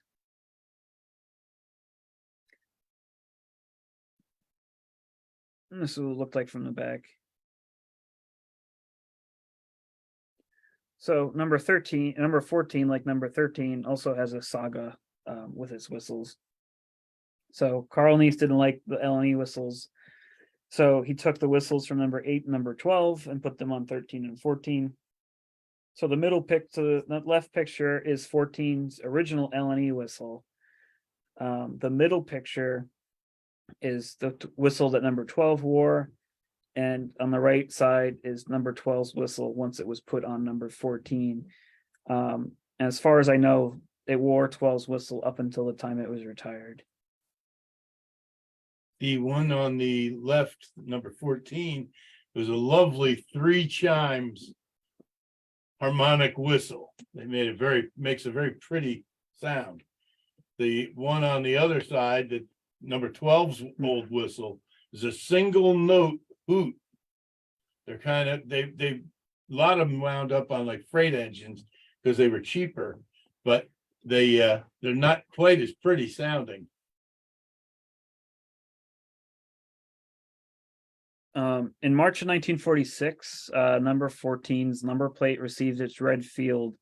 One of the engines had gone to get a shopping and at one of the neighboring railroads and came back with its number plate behind the numbers painted red. And apparently the crew on the Rahway Valley liked it so much they painted all the engines number plates like that, which you can see on number 13's number plate over there. So they eventually all received that in about 1946. So this is what number 14 looked like, towards the end. Unfortunately, I don't have any colored pictures of it to show you. But it would have been much similar to number 13, the number plate with the red field, wearing black paint, red trim windows, and imitation gold lettering and pinstriping. So number 14 was the of the last 3 engines the Rahway Valley had, it was the first to go. So it was retired on May 31st, 1950 due to expired flue time, and apparently supposedly had a bad boiler. George Clark basically resigned number 14 to the scrap heap at that point, saying it would never run again. However, about a month later, the Rahway Valley had a number of issues with numbers 13 and 15, and found both of them out of service. So without any locomotive to run, they pulled number 14 off the deadline in June of 1950 and fired it up for several hours. What they found was, once they fired it up, leaking stay bolts and a cracked flue sheet. You can see there, it's already been picked for the piston covers are gone, the valve covers are gone, the pilot's gone. Yeah. And yet 14 was the modernized engine that had a power reverse. Where 13 had an old manual reverse lever. Yeah, you can see that they pulled the headlight off for 13, and a number of other parts at this point. So in December of 51, they sold number 14 to J. Kurzman and Sons in Elizabeth, which is a scrap dealer. They cut the locomotive up in Kenilworth, loaded it into gondola cars, and shipped it out to Bethlehem Steel in Bethlehem, Pennsylvania for melting. So now comes the fun part. L&E twins, were they fraternal or identical? So they're more so on the fraternal side. They were built identical, but they over the years became more and more fraternal. So there were a number of differences between the two, which we'll point out for you guys. So their builder's plates were mounted differently. 13s were mounted behind the grab iron on the smoke box. Number 14's builder's plate were mounted up high above the grab iron. The cab doors, for whatever reason, were mounted opposite. 13's cab doors swung up against the boiler, and 14 swung the opposite way out away from the boiler. Their tenders carried a different amounts of water. 13 carried 5,000 gallons. In letters from Georgia Car and Locomotive, they said 14's cistern held 4,000 gallons, but later on paperwork says that it held 6,000 gallons. So all we know is there was 1,000-gallon difference between the two.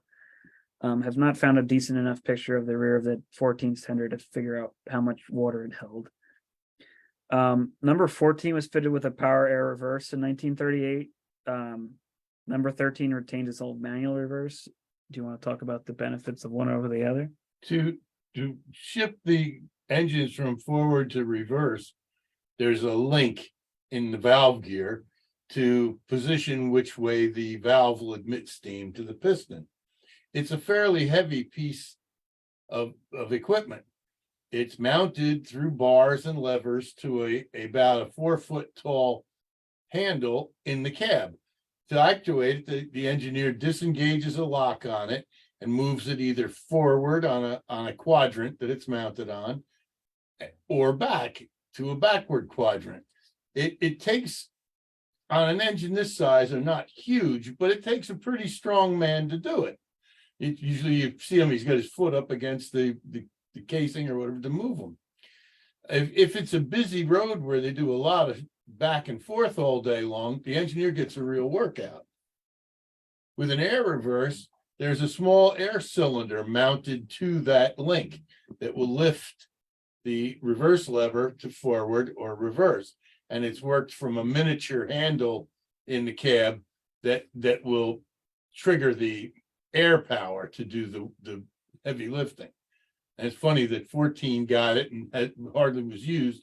13 maintained the hard to handle manual system right to the end. Yeah, and the crew said that 14 steamed much better than 13. 13 could consume 5 tons of coal a day, if busy, which all the coal that was loaded in the tender was loaded by hand, by the Italian track laborers every morning. And according to Bill Young, 14, not 13, was the unlucky engine due to its smash up with the caboose. So there's more differences. Number 13 had these support braces from the top of its cab roof to the top of the boiler. 14 did not have those. Constructions of their running boards differed slightly. So 14s, you can see, come to the front of the cylinders. 13 stopped short of the cylinders. And then they wore different pony trucks for quite a number of years. 13's got its solid ones in 44. 14 got its in like 1929, 1930. There's a few other differences and other little quirks that they had. They both had this little step on the front corner of the smoke box to get up onto the running boards from the pilot. They had homemade number plates, which I mentioned. 13's, which is sitting right over there. The 3, you can see it really clearly here, is much shorter than the number 1. The cab doors swung out differently, like I said. And the fireman side step, 13 had these 3 brackets on the fireman side. Number 14 only had 2 for some reason. Polling pockets are different. Yeah, polling pockets are different. So I guess the constructions of the pilots are a little bit different. Yes, they had a number of things different about them, which is kind of interesting. You can see their original headlights that they came with from Georgia Car and Locomotive. 14's is much bigger than 13's. You can see how close they are to the smoke box door. So enough about 13 and 14. We'll get to everyone's favorite locomotive, number 15.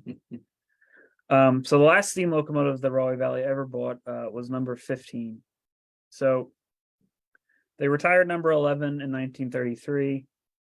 They had 13 and 14, and number 12 was too big to use. So they only had 13 and 14 to alternate with. And there were several times where the Rahway Valley had to run 2 crews, which means 13 and 14 both had to be steamed up, which left no backup. 11 and 12 having gone by the wayside. So in about 36, George Clark started looking for a third steam locomotive as a standby engine, because the Rahway Valley wanted to have the practice of keeping one engine in service, one in the shop as standby, and one under repairs. So they eventually looked all over the place, and they eventually came upon number 15, which was with the Oneida and Western Railroad as their number 20 down in Tennessee. It was a 280 consolidation type, about 70 tons, and they bought it on July 28th, 1937. So the engine was originally built in 1916 for the Oneida and Western Railroad in Tennessee. The O&W was incorporated in September of 1913 to build a railway between Oneida, Tennessee, and Albany, Kentucky. It was intended to spur development of coal and lumber properties. The O&W disappointed its supporters and became a short line stretching only 25 miles from Oneida to Jamestown, Tennessee. At Oneida, the railroad connected with the Cincinnati, New Orleans, and Texas Pacific Railway. On March 24th, which is coincidentally my birthday, 1916, the O&W ordered number 20, a 280 consolidation type locomotive from the Baldwin Locomotive Works. The locomotive was churned out by the Eddystone plant in June of 1916. Aside from its fine proportions, the number 20 reportedly became the favorite locomotive of her regular O&W engineer. And despite a narrow firebox, the engine performed well in the hands of crews who knew how to handle her. And it was built with a fairly common Welshirt valve motion and standard slide valves, but only retained that for its first 10 years. So I'll talk about what happened to it, and Jeff will explain what all that means. So about 1926, neglectful hostler. So for those who don't know, steam locomotives, you don't just turn off at the end of the day. You have to leave a hostler with them to keep the fire hot. So the next day when the crew comes back, they can go about their work. So a neglectful hostler allowed the engine to freeze one cold night, and the expanding ice broke the bridges. The O&W shipped the locomotive back to Baldwin for repair, and for reasons which are unknown, Baldwin fitted the locomotive with new piston valves, employing outside admission to avoid altering the valve gear. It was a common practice to retain the old style admission on locomotives refitted with universal valve chests, but it was unusual to feature on an engine just given new cylinders. Furthermore, the use of outside steam pipes that branched above the valve chest made number 20 a unique locomotive. It was apparently at the same time that Baldwin applied a Franklin Type B rackenet power reverse mechanism and a mechanical lubricator, as well as a standard steel pilot in place of the hardwood pilot, an electric headlight and markers in place of the old oil kerosene headlight and marker lights.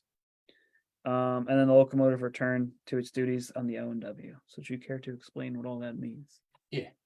When the valves that admit the steam from the boiler, which come down through those pipes leading up into the smoke box, to direct whether it goes to the front of the piston or the back to make the engine either move forward or backward. When that froze and broke because it was allowed to get cold, and they have to keep the cylinders drained. Well, they evidently didn't do that. And rather than change the entire cylinder setup, they merely took the valve chests off the top of the piston and replaced them from slide valves to piston valves. So it was an upgrade. And what they wound up with is what you see on the picture there. It's kind of a homemade looking piston valve, but it was a good way to do it without a huge outlay of work and expense, especially on an engine that was pretty new. So it's an unusual. You can spot this engine if you only get partial shots sometimes by that unusual inlet pipes. So by 1937, the O&W, the engine had been working for the O&W for about 20 years.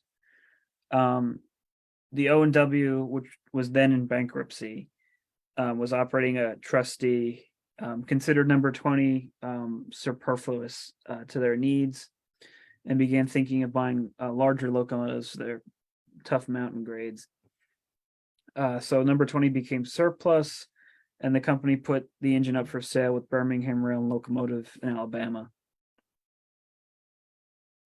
So George Clark sent Carl Neese to Oneida, Tennessee to look the locomotive over. To give the engine a proper evaluation, Carl Neese was given a ride over the whole O&W, up steep grades, over rickety trestles. They were climbing a 3 or 4% hill with a good sized string of cars, about a dozen or so, and the engine was working like mad. Neese got down off the left-hand seat box, glanced at the steam gauge above the sloping backhead, and peered into the firebox. He couldn't see much of a fire. In fact, the grates were almost uncovered. Yet, despite the long and narrow dimension of a cuss-type firebox, the 70-ton consolidation he was riding had built up a good head of steam and was handling an ample load with obvious effort, but was seemingly with ease.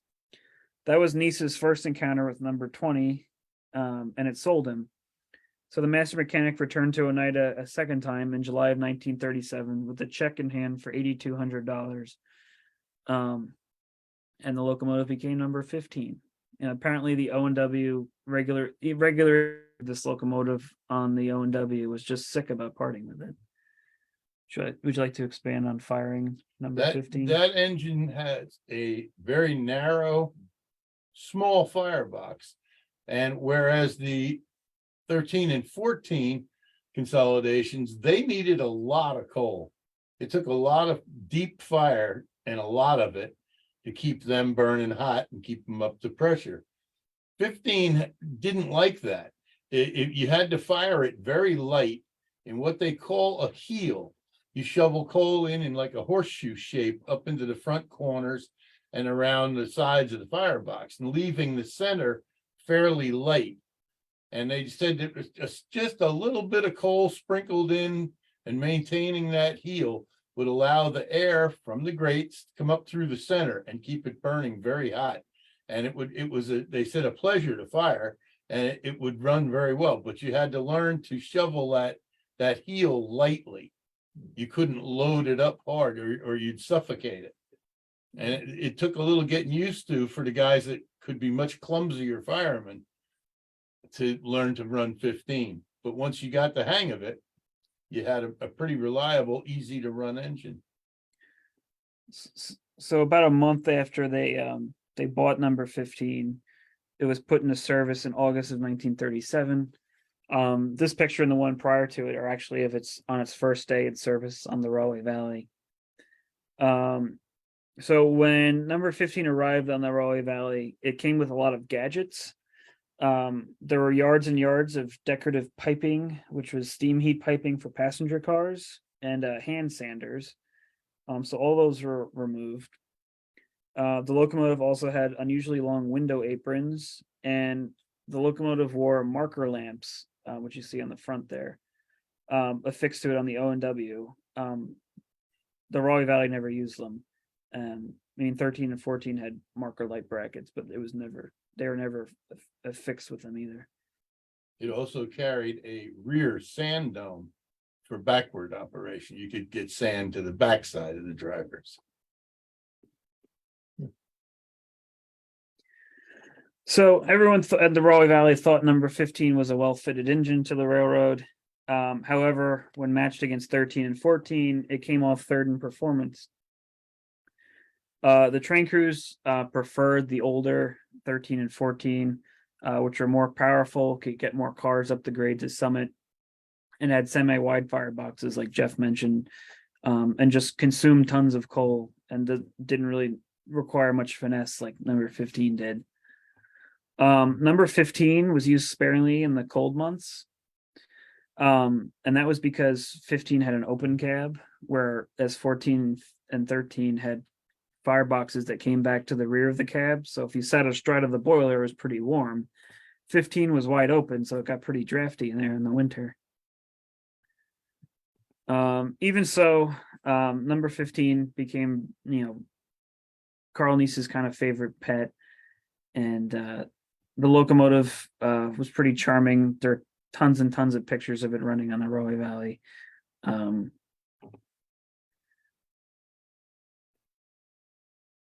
Carl Neese liked to always talk about how its beautiful whistle always echoed through the hills of Tennessee when he went to visit it. They really didn't use two engines much during when 15 was around. In 46, they used 14 and 15 for a while together when things got pretty heavy. But like I said, their ordinary practice was, keep one engine under steam, one under repairs, and one as a backup. And so 15 was ordinarily the backup engine and sparingly used during the winter months. Carl Neese made several modifications to number 15 after it arrived. He fitted it with a big toolbox on the pilot. He also added these side steps to both sides of the pilot. He added this grab iron across the front. When the engine came, it had the really tiny little footboards, which you can see right here. So what Carl Neese did is he hacked the cow catcher back and put in bigger footboards. So to reduce the risk of the crewmen falling off. So in 1940, number 15 was sent up to Scranton on the Lackawanna for an overhaul. So the Lackawanna made several modifications to the engine when they got it. The original windows were replaced. So originally the windows were all this single pane glass. That was all replaced with these multi-pane windows. The spoke pilot wheels were replaced with solid ones. For something must have happened. There must have been a smash or something, because the grab iron on this side of the engine originally swooped down underneath the marker lamp. Something must have happened, and they eventually replaced it. They split it and ran this up against the marker lamp and put the smaller one underneath. What else happened? The sun visors were removed from the cab, and new ones. The old sun visors on the cab were removed, and new ones were installed higher up. And also the sans serif lettering on the tender was replaced with this Lackawanna serif stencil. One thing that really irritated Carl Neese when the locomotive came back from Scranton, it was discovered that the cap on the boiler drain was loose, that the Lackawanna had left it that way. If it hadn't been discovered, number 15 may have been fired up, the drain let go and emptied the boiler, causing an explosion. So it's another shot from the other side after it came back from the Lackawanna. And unlike 13 and 14, 15 always kept the same whistle. The same. It's a multiple quill. Yeah. It was its original O&W whistle, and it wore it all the way up until it went to Steamtown.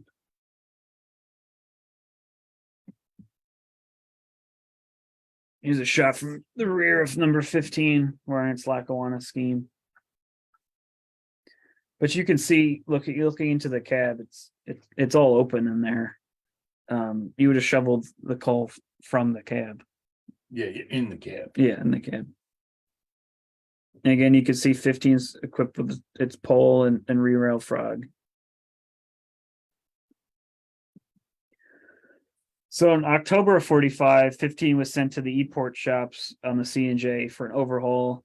The locomotive was relettered with a C&J shop stencil, evidently the same style number 13 received the year before, and its number plate also received its red field.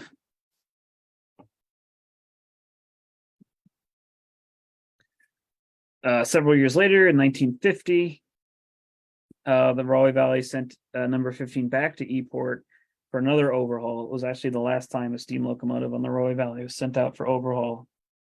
In March of 1950, the locomotive received a slightly fatter stencil on for its tender lettering, and a very much larger number on its cab, which is what number 13 also got, the big number.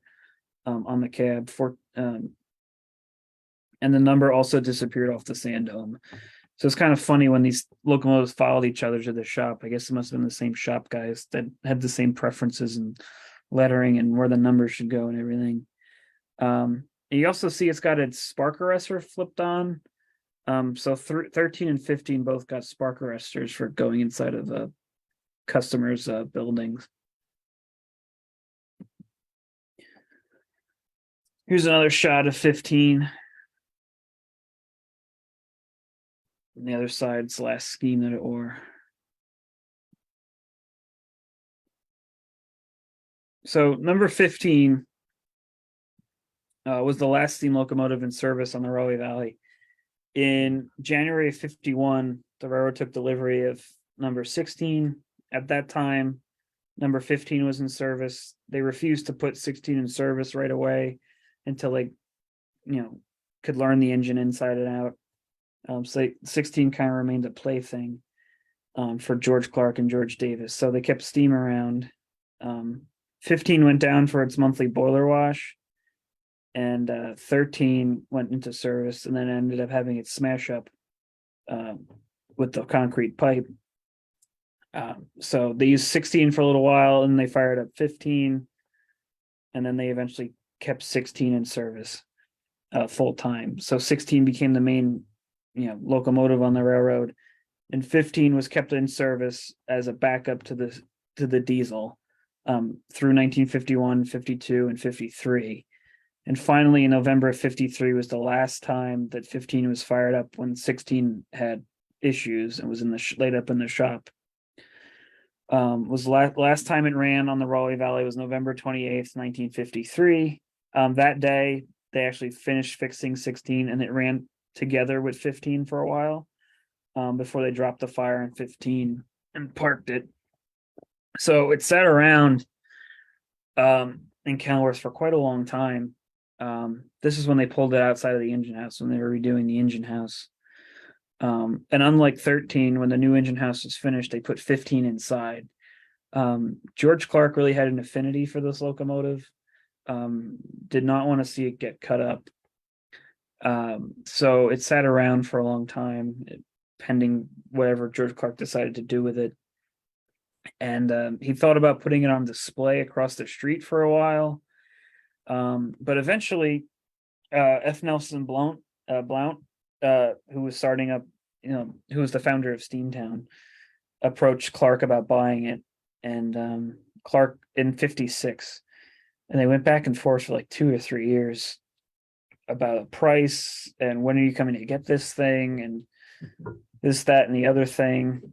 And meanwhile, in that, the Strasburg Railroad was starting up, and they asked George Clark about number 15 if they could have it for their operation. This could have been the engine that started the Strasburg if Clark had bitten, but he was a man of his word and made promises to Nelson Blount.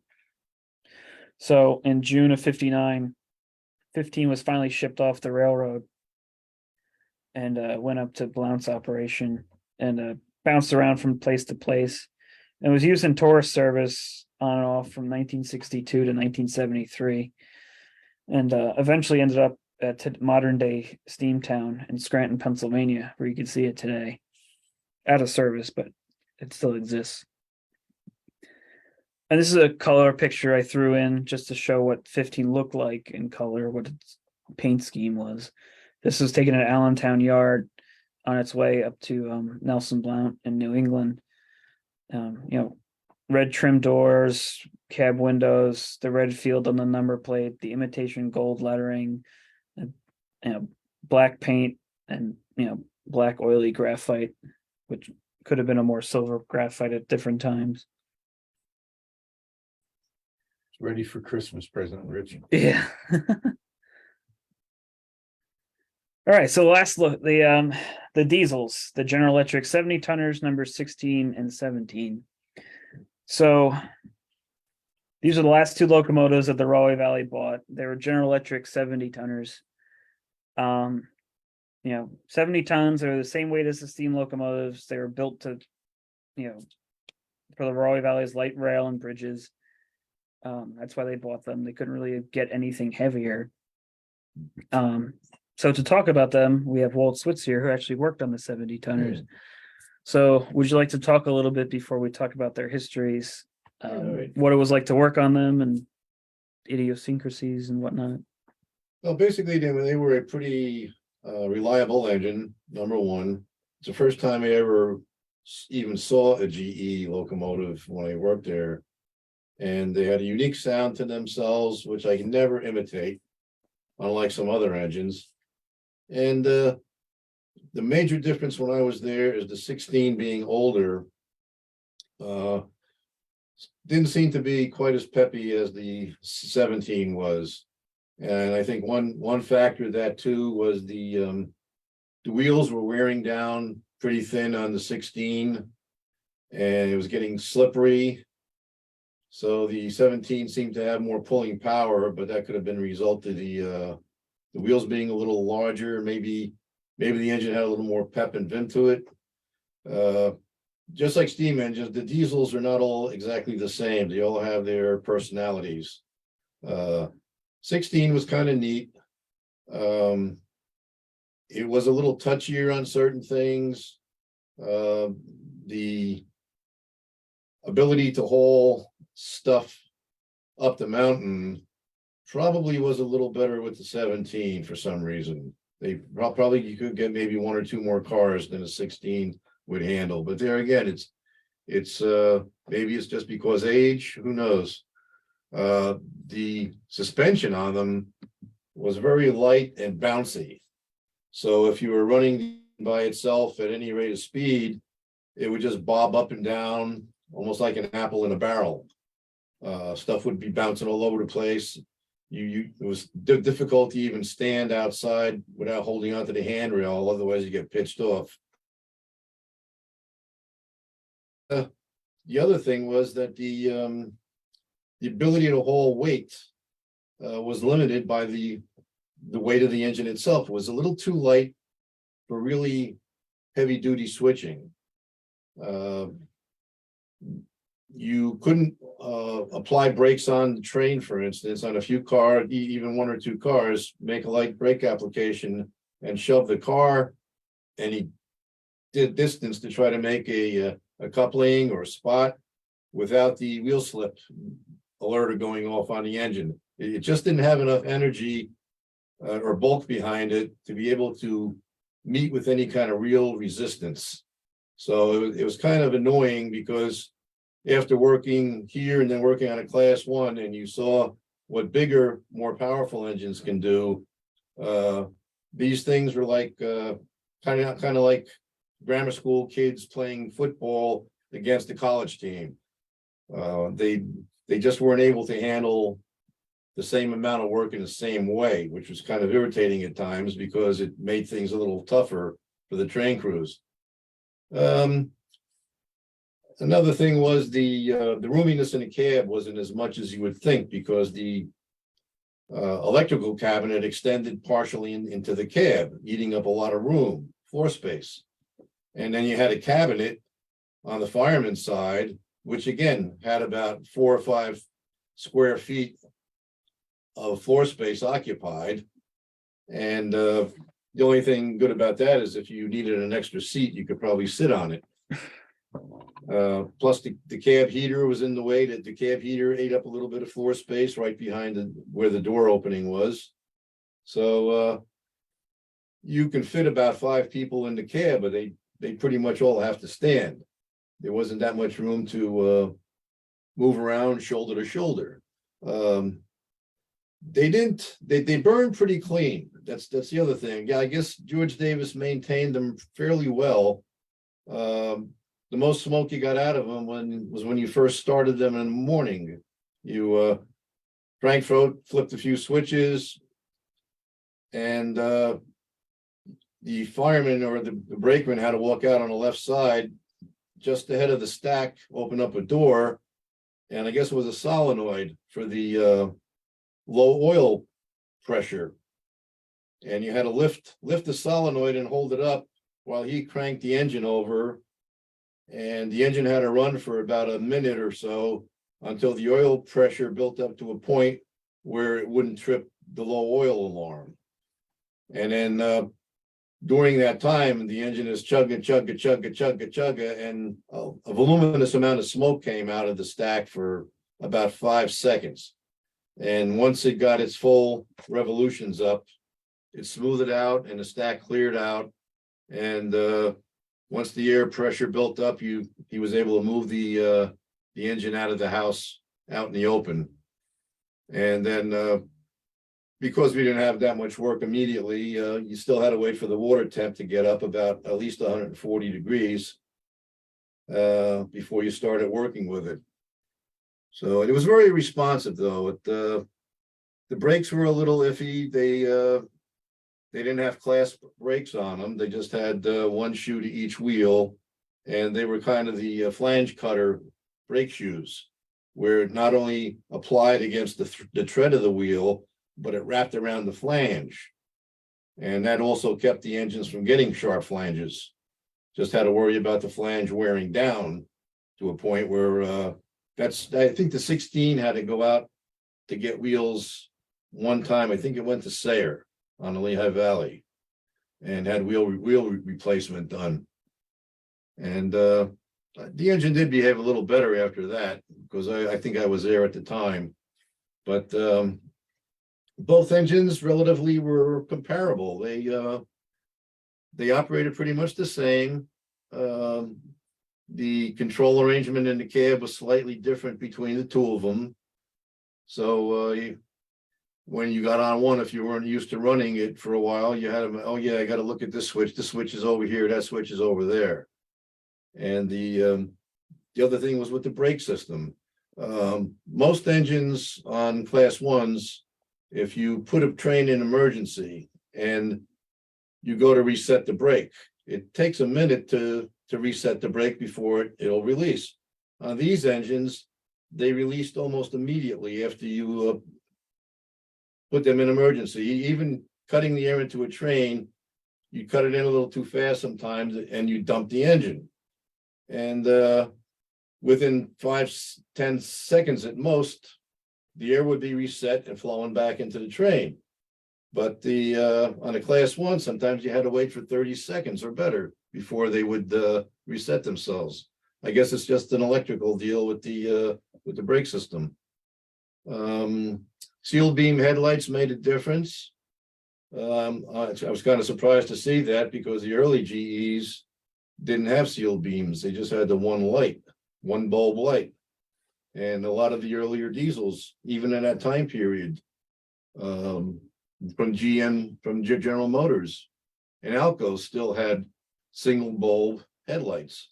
These were a lot more illuminating when you were doing your work, so it helped a lot. Climbing on and off of them, the steps were relatively easy to get on and off and ride on. And the only other thing that the junior brakeman / fireman had to do is, during the course of the day, is open up the hood doors and wipe the oil off the top and sides of the engine, because of seepage out of the gaskets on each cylinder. So there would always be a hefty supply of rags in the cab, or even in the engine room sometime, where you just pick them up at least twice a day, open the doors, wipe off the oil on the top of the engine and along the sides. That was one of the unusual things which I never seen done on a class one. And let's see, anything else about them? They only had 2 seats in the cab, not 3. Again, room was kind of limited. And the windows with General Electric, you always had those extra side windows, which illuminated the cab a little better, but also were susceptible to breakage if you kind of fell against one, like I did one time. Other than that, they were pretty snifty little engines. The couplers were the other thing. They had a wide travel range from left to right. They would swing it, which helped in sharp curvature. But George Davis used to grease the carrier irons on those things, so they would swivel real easily. He always used to put grease or oil on them. And as you're bouncing along, you'd hear them bang, bang, bang from side to side. And naturally they would go out of alignment. So before you coupled anything, you had to realign them to make sure that they would make the coupling without crossing the other coupler. Each engine had a toolbox behind the cab, a big toolbox built out of wood. And in the toolbox, there were 2 heavy rerailers, a couple of pieces of cable. I think there was a couple of hammers. There was a spike maul, a sledgehammer, a couple of chisels. There was an oil can that was in there, so you can oil switches if you needed, and a couple of other small, very crude tools, maybe a crude wrench or something in there. So if you're into any kind of a problem mechanically on the track or on the equipment, you can fix it without having to wait for somebody to bring something out for you. You just did what you could, the best you could, until you corrected the problem or you finally had to give it up and call for help. And also the footboards on the engine, you were still allowed to ride them, preferably on a trailing move, but especially George Davis used to like to hop up on the front footboard as the engine's approaching them and ride the front footboards, which was taboo on a class 1. But Davis just loved to do that, maneuvering the coupler into position while he's on the footboard, making a coupling. So one of the things I preferred not to do unless I absolutely had to. And the things were very economical. I think I asked George once how much oil these things burn. He says on an average day, which was about 12-hour day, they would burn about 50 gallons of fuel oil. So I don't know how much that is compared to a bigger engine, but I'm sure it's a lot less. Froat was always conscious about everything. He didn't want to run the engine too hard. He didn't want to ring the bell because it would use too much air or make the compressor work. He didn't want to put the train brake on if he didn't have to. So he always had the company's expenses in mind as well. The air horn difference I always wondered about, and I never got an answer from anyone about, was why the 16 had a Nathan M3R1 and the 17 had the five note Nathan M5. Why he didn't get an M5 R34? But no one ever gave me a straight answer to that. And why one could actually have bells in both directions and the other one just had the front-facing bells.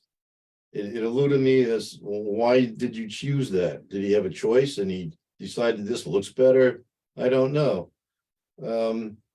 Davis also mentioned that he tried to talk George Clark into buying an engine ballasted at least up to 70, 75 or possibly even 80 tons just to get that extra pulling power and also to get a larger air compressor.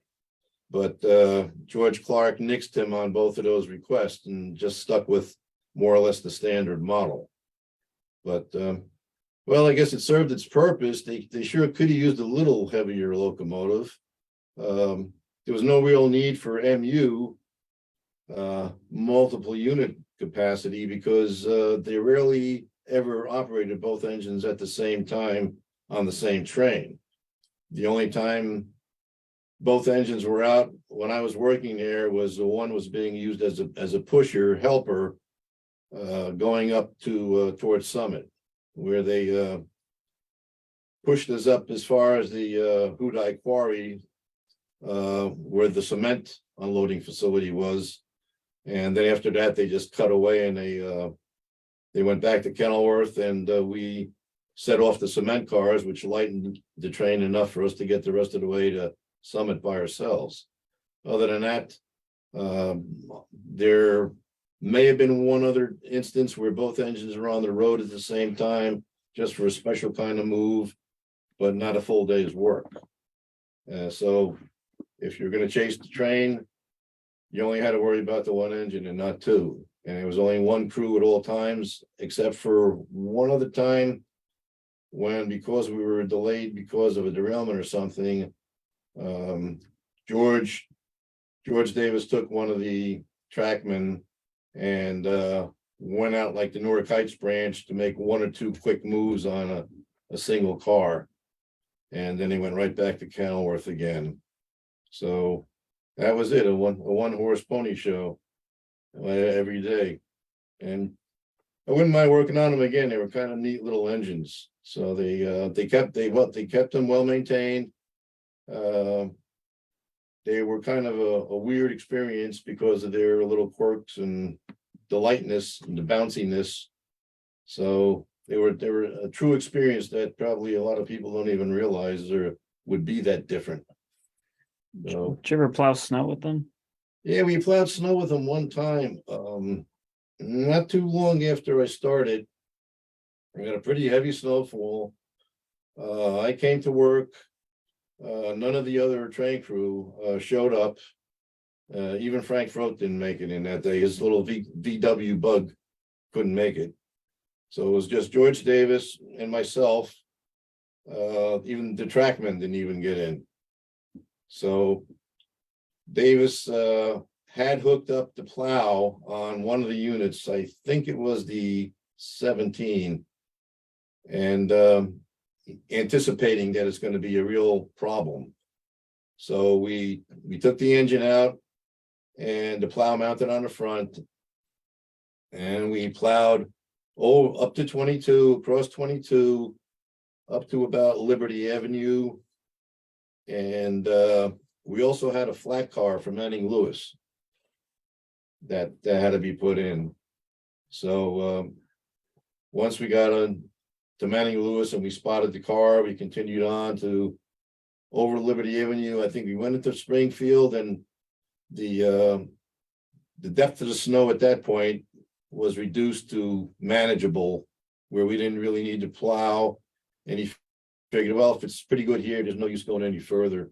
So we just went back to Kenilworth and tied the engine up. And then I guess during the course of the next day or two, George took the plow off again, it was a lot of work because he had to take the footboards off to mount it. Then once he took the plow off, he had to put the footboards back on. And it was a lot of work, a lot of heavy work. So that was it with those things. They served their purpose.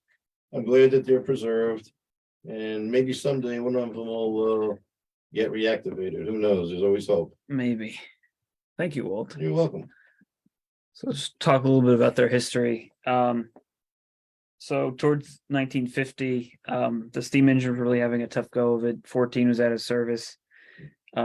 13, 15 were having all sorts of problems. And basically at that point, the Rahway Valley depended on the neighboring railroads for their heavy repair work on their steam locomotives. And they were dieselizing, which meant that their shops wouldn't be able to accommodate them anymore. So, I mean, the Rahway Valley more or less had to dieselize. So in late 1950, George Clark placed an order with General Electric for their first diesel locomotive.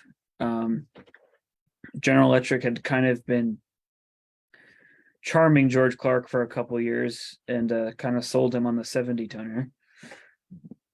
It arrived on January 29th, 1951 at Summit. It came with a rider from GE at Erie, Pennsylvania. It was equipped with a little coal stove to keep him warm on the ride. So 16 was delivered. The top picture of it is on the day after it arrived from Summit.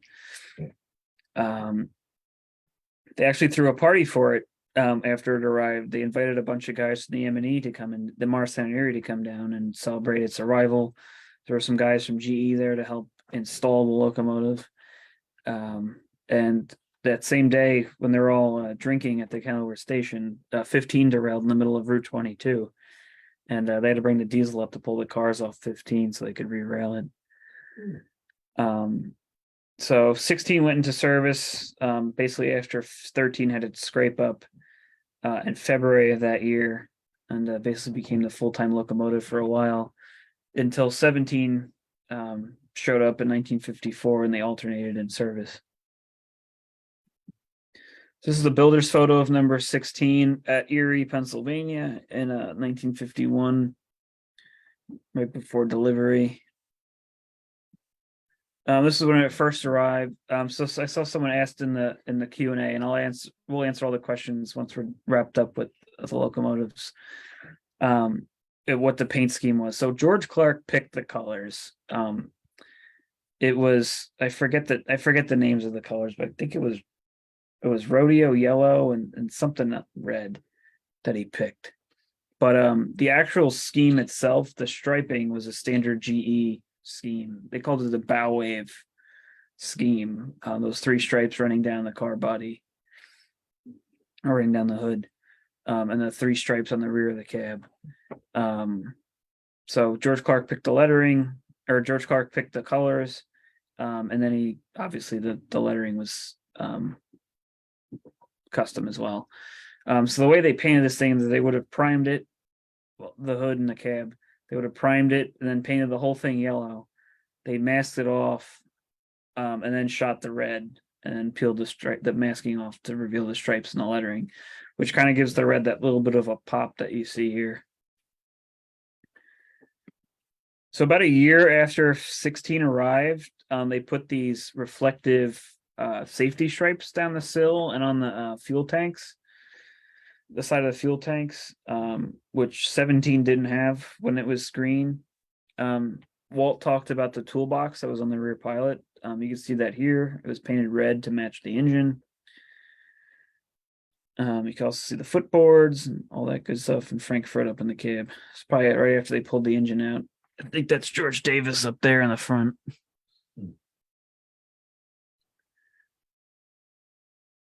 So in the mid 60s, when Walt was working there, the engine, its original paint job started to go. This is what it looked like in 66. The cool thing about this picture, like I said, the whole engine was primed in yellow. So you could see the yellow underneath the red coming through because of the fading paint. But as Walt mentioned in our last presentation, they hired a couple guys to repaint the engine in the engine house in the mid 60s. This is the paint it wore up until 76, when it got its Cornell red color. So here's another shot taken by Rich Taylor down at Aldine. The engine is red and yellow. It's a Nathan M3 up on top of the cab. Safety stripes down the side. You see the re-rail frog hanging. Did you guys ever pull cars with the 70 tonners? Yes, several times we were in a spot where we had to do it. For instance, when Monmouth Paper dropped their cars down off spot, they'd foul the switch, and we'd have to come up and get at least one car out of the way by the use of polling, because there was no other way to do it at the time. So in 76, Bernie Cahill became president of the railroad after the Clarks, and he wanted to kind of rebrand the railroad a little bit. So he had both locomotives repainted into a matching Cornell red and white scheme that was painted in-house in the engine house. So this is the scheme that they wore until the railroad was sold. This is not long after they were repainted.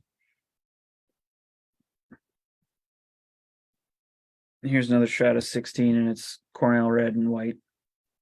Darren Famularo in the cab running across Michigan Avenue. And here's the engine from the other side. So at some point they started servicing Monsanto at the end of the Can Branch in Kenilworth at night.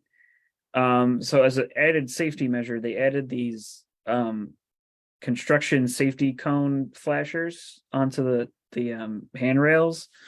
One of which we have right here, that was originally affixed to one of the 70 tonners. It's nothing more than a construction barrel blinker. But that's what they put on there for extra safety at night when they're running to Monsanto, on both sides of the engine. And here's another shot of the rear. with that same blinker mounted to the rear handrails. And you can see the paint that they painted on started to fade kind of quickly. You can see the red and yellow starting to come through that Cornell red. And one interesting thing is the front louvers on the original paint scheme. They were painted to complete the three stripes to a center point. When they repainted it in this color, they figured it was too hard or too difficult to paint those louvers, so they just painted a straight Cornell red and didn't connect the two sets of stripes. This is the inside of 16's cab. So you can see the throttle here, the independent and the train brake, which we have the original handles right here. So you can see that they were this one was painted red, matches the red paint in the picture that you see there. 16, like Walt said, the cab configuration was a little bit different than 17. It had like these house switches on the control stand to control the lights and appliances and stuff. They're equipped with a Barco speed recorder. Walt, do you want to explain what a Barco speed recorder does or how they used it? Well, it was just the inside the behind the clock face. They could open that face up and stick a round disc, which was actually a time span of say 24 hours. And when they closed the disc and they started the operation of the engine, the needle would tell you how fast you were going during what period of time. So these things are very similar to the ones they used to carry in trailers, in heavy duty semi tractors. And so at the end of probably at the end of the day or in the early morning, George Davis would pull the disc out, bring it into the office, and George Clark would look at it and he'd say, okay, you're starting at 9 and you went for here, you went for there, and there's dead time. When it went down to 0 miles per hour, it meant you were not moving. So if Clarky saw a period of time where you were not moving, and he didn't know why you were sitting still, he would sometime ask you, what took you so long here? How come you had to wait so here? So I think it was a dual purpose for keeping tabs on the crew and also keeping tabs on how much operational time his engines were moving and being utilized. And it could have had something to do with something beyond my knowledge as far as maintenance guarantees or warranties or anything else like that. But it was kind of a unique thing. I'd never seen that type of speed recorder before this. But I have seen it, like I said, in the cabs of trucks. So then came number 17. So number 17 was ordered in early 1954. The Rahway Valley had actually been shopping for a second 70-tonner for a while. They actually shopped a bunch of used ones. Eventually just decided to order a new one. This one was already sitting at GE, so all they had to do was letter it up. So I'm not sure if Clark picked the paint scheme or not. But it arrived green and yellow, which contrasted with 16, which was red and yellow. So for a very long time, the two engines were two different paint schemes, which is kind of uncommon for railroads. But arrived February 2nd, 1954 at Summit. This is its builder's photo at GE from 1954. So the Rahway Valley actually financed the purchase of this locomotive with Summit Trust Company, which is a bank that used to be in Summit. And right here, you see the builder's plate. And to the right of that, you can see the trust plate. So basically, the trust plate asserted the ownership of the bank as long as they had a lien on the locomotive for the loan that the Rahway Valley had taken to purchase it. This is the locomotive not long after it was in the early mid 50s, a couple years after it was delivered. There was a number of differences between the two 70-tonners, which we'll point out in a little bit. Here's number 17 again down in Kenilworth by the White Labs lead just below the Parkway. Again, you can see that truss plate here.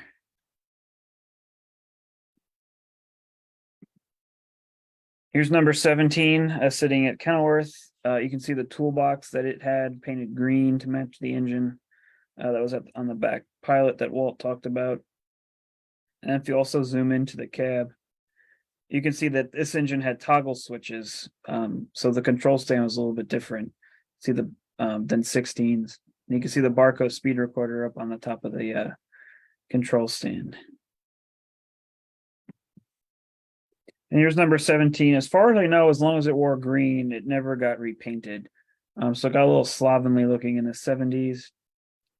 You can see some of that yellow primer coming through. It was painted the same exact way that 16 was, yellow primer and then masked off, painted green on top. See the rear rail frog mounted underneath. The M5 horn that was on top. And then here's when 17 got repainted into the Cornell red and white scheme. Later on, they made several more modifications as railroad safety rules changed. So in 1978, they outlawed the use of footboards. So both 17 and 16s were basically just lopped off. They didn't put any breastplate or anything here to prevent stuff from going under the engine. That didn't come until the Susquehanna owned the locomotives. You can also see that they didn't paint the stripes on the louvers. They also put a air pipe around the coupler to move the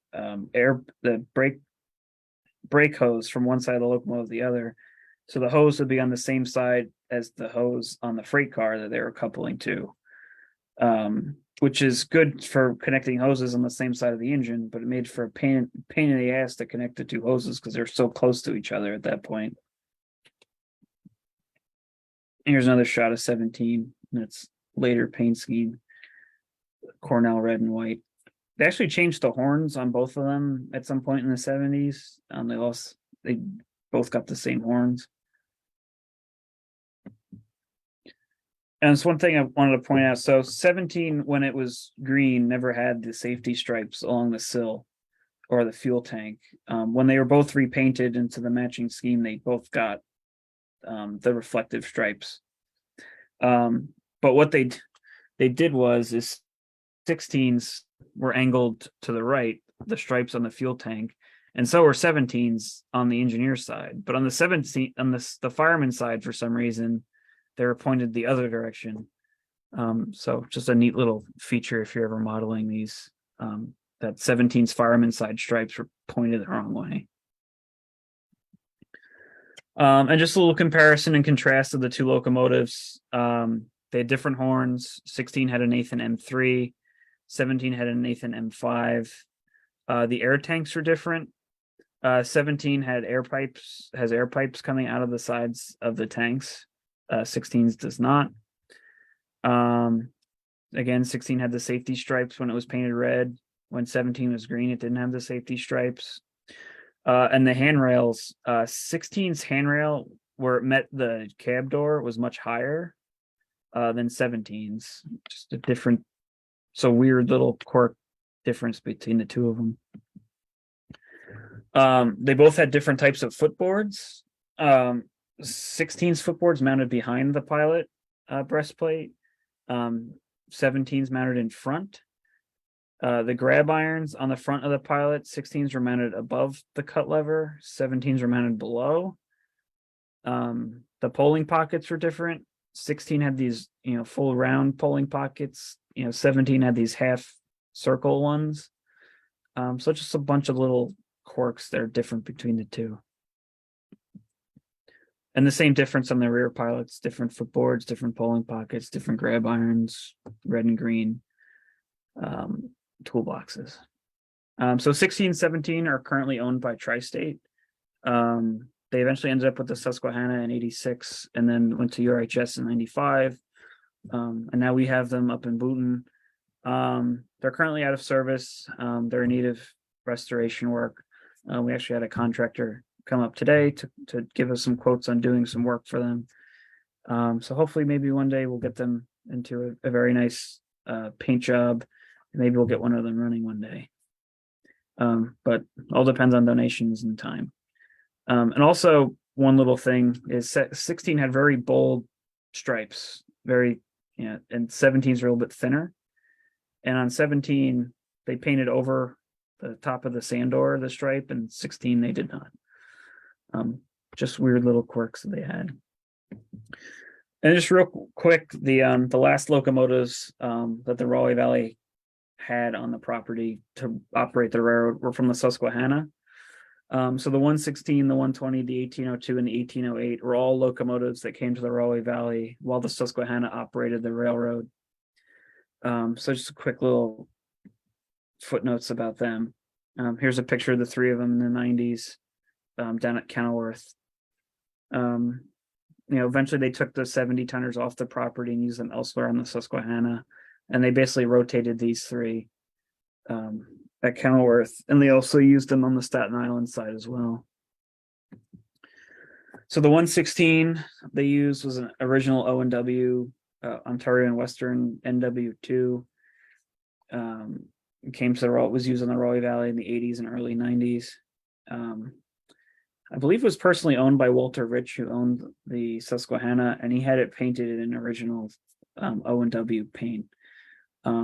This engine is still around. It's up on the Delaware and Ulster Railroad in the Catskills, which Delaware and Ulster hasn't run since COVID, but they intend to reopen next year. So you might see this locomotive out and about pretty soon. The number 120, this locomotive came to the Susquehanna from the Chessie system. When they took over the Staten Island Railroad, this was part of the deal they threw in. So they repainted it from Chessie colors to Susquehanna colors, and then it migrated its way over to the Rahway Valley. It was actually the last locomotive to pull a train off the Rahway Valley in April of 1992. So this was an SW9. The Susquehanna owned it after the Rahway Valley closed down and eventually sold it to some industry somewhere. I don't remember the name offhand, but it's still around somewhere. And then the other two locomotives were the two GP18s. Well, the Susquehanna had three GP18s, 1800, 1802, and 1804. I know 1800 made it on the Staten Island. I don't know if it ever made it onto the Rahway Valley. 1802 and 1804 definitely made it onto the Rahway Valley. These were probably the heaviest locomotives that the Rahway Valley ran. I can't imagine that the tracks like them all that much because the tracks were pretty light. And the ties at that point were a little iffy due to deferred maintenance. So on this part of the railroad here, this GP18 is actually running on 70-pound rail. So this is the 1802.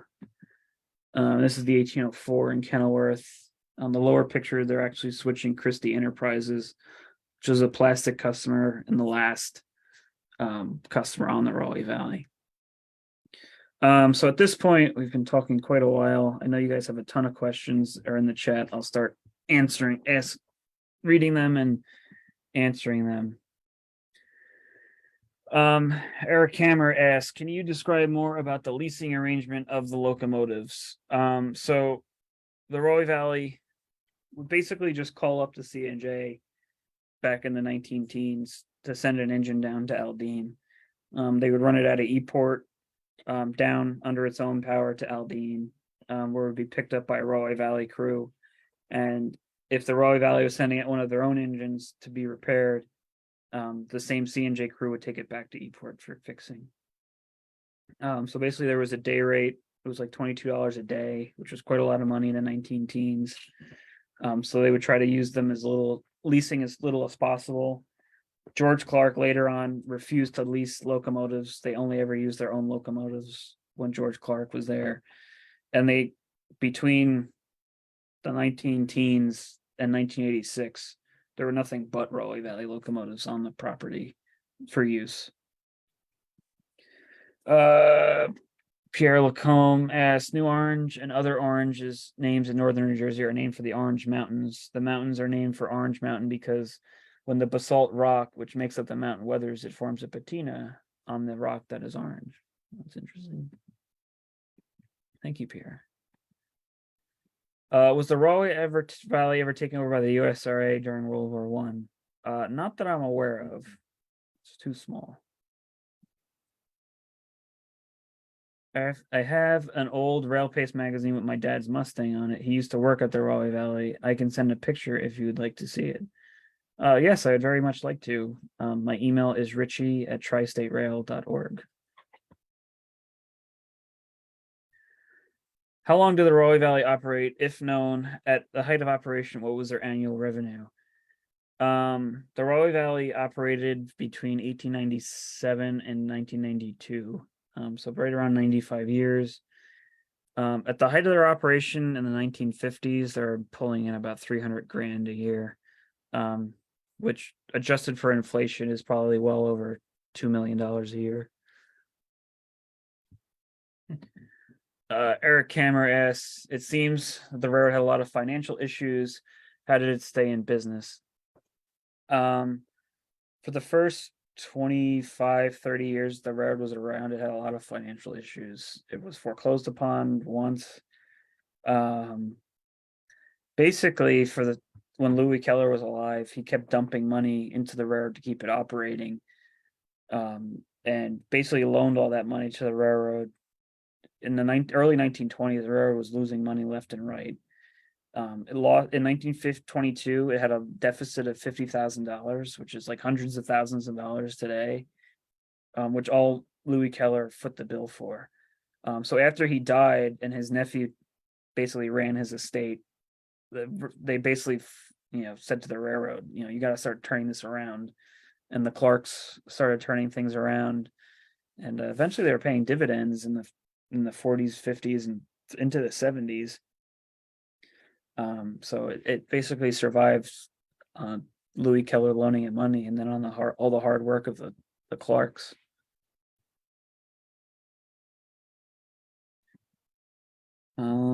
What was the little car behind the tender and the photo of number 13 has 4 spoked wheels? I'm assuming it was a motor car trailer. Another little car on the photo of 14. I'm assuming it was a motor car speeder trailer for carrying tools. Bill. John asks, who picked out the paint scheme, or was it a standard issue? The striping scheme was a standard issue from GE called the Bow Wave scheme. The Rahway Valley picked the colors on 16. I'm not sure if they picked the colors on 17, which may explain why. I think they just bought it off the shelf, which may explain why the 2 engines had different colors. If the Rahway Valley continued into the 1990s or 2000s, do you think that they would have stuck with the 70-ton engines? No. And the reason for that is that the 270-tonners are equipped with Cooper Bessemer FWL 6T 6-cylinder diesel engines, which were very popular on marine equipment and also on the 70-tonner. Starting in the 60s, it was really hard to start. It was starting to get hard to find parts for them, and by the time the 80s and 90s rolled around, it was way harder. Talking to Ron Petronowitz and some of the guys that worked there in the 80s, they were having some trouble with the 70-tonners in the 80s, keeping them running, which may be why when the Susquehanna took over, they were fairly quick to get them off the property and bring in EMDs. That's a big hindrance to getting the 2 engines running again, is the scarcity of parts for that type of engine block. I see frogs on 16 and 17, but no poles. You said you had to pull cars, but where did you keep the poles, or did you just use ties or something? We used whatever we could find that would suit the purpose. It could be a telegraph pole, cross arm. It could be dunnage out of one of the cars, a 4x4 by maybe 6 foot long or 4 foot long. Whatever we always had a bunch of stuff laying along the right of way at different points where we worked, just in case we needed a piece of this or a piece of that. We knew where to find it. It was kind of like an open air junk box stretched all along the railroad. We just had little caches of stuff we might need someday. So fortunately, we're able to do that. Dan McFadden wrote, riding a DLNW MU in the early 60s, I did see a doubleheader at Summit on the wall track. This was in the middle of a terrific snowstorm. So I'd imagine they may have double-headed to get to buck the snow up the hill. Yeah, I know George Clark didn't allow both 70-tonners over the Broad Street Bridge, though. yeah, which I could never understand why. Let's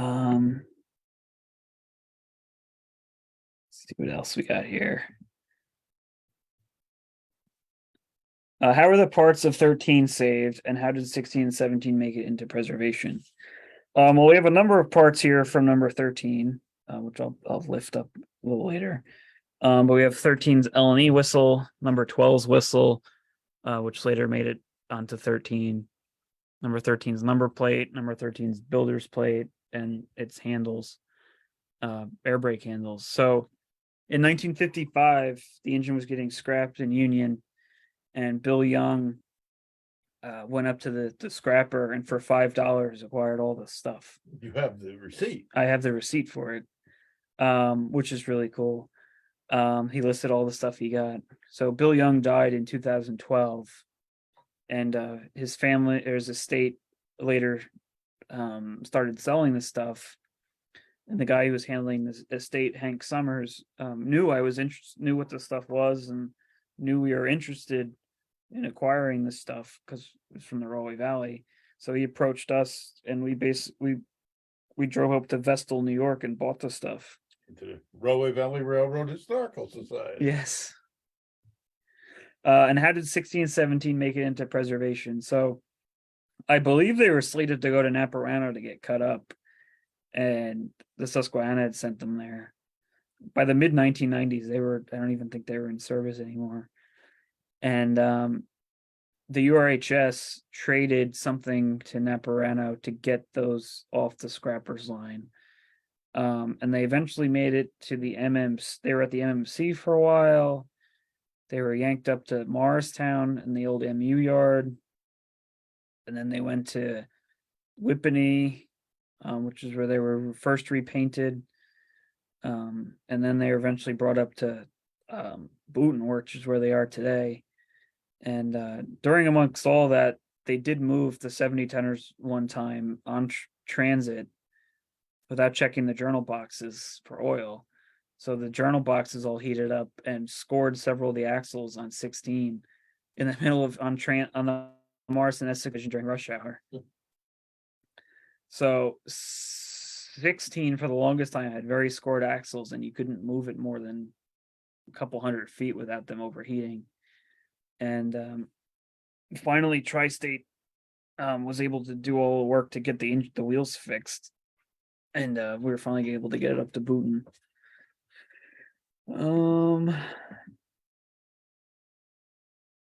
Other than the Susquehanna, did any other railroads use the Rahway Valley rails? No, the Rahway Valley was always independent until it was bought by the Susquehanna. I'm curious about the throttle on the GEs. EMDs had 8 distinct positions. Did GEs have distinct notches, or are they continuous like an automobile? They had the notches. Yeah.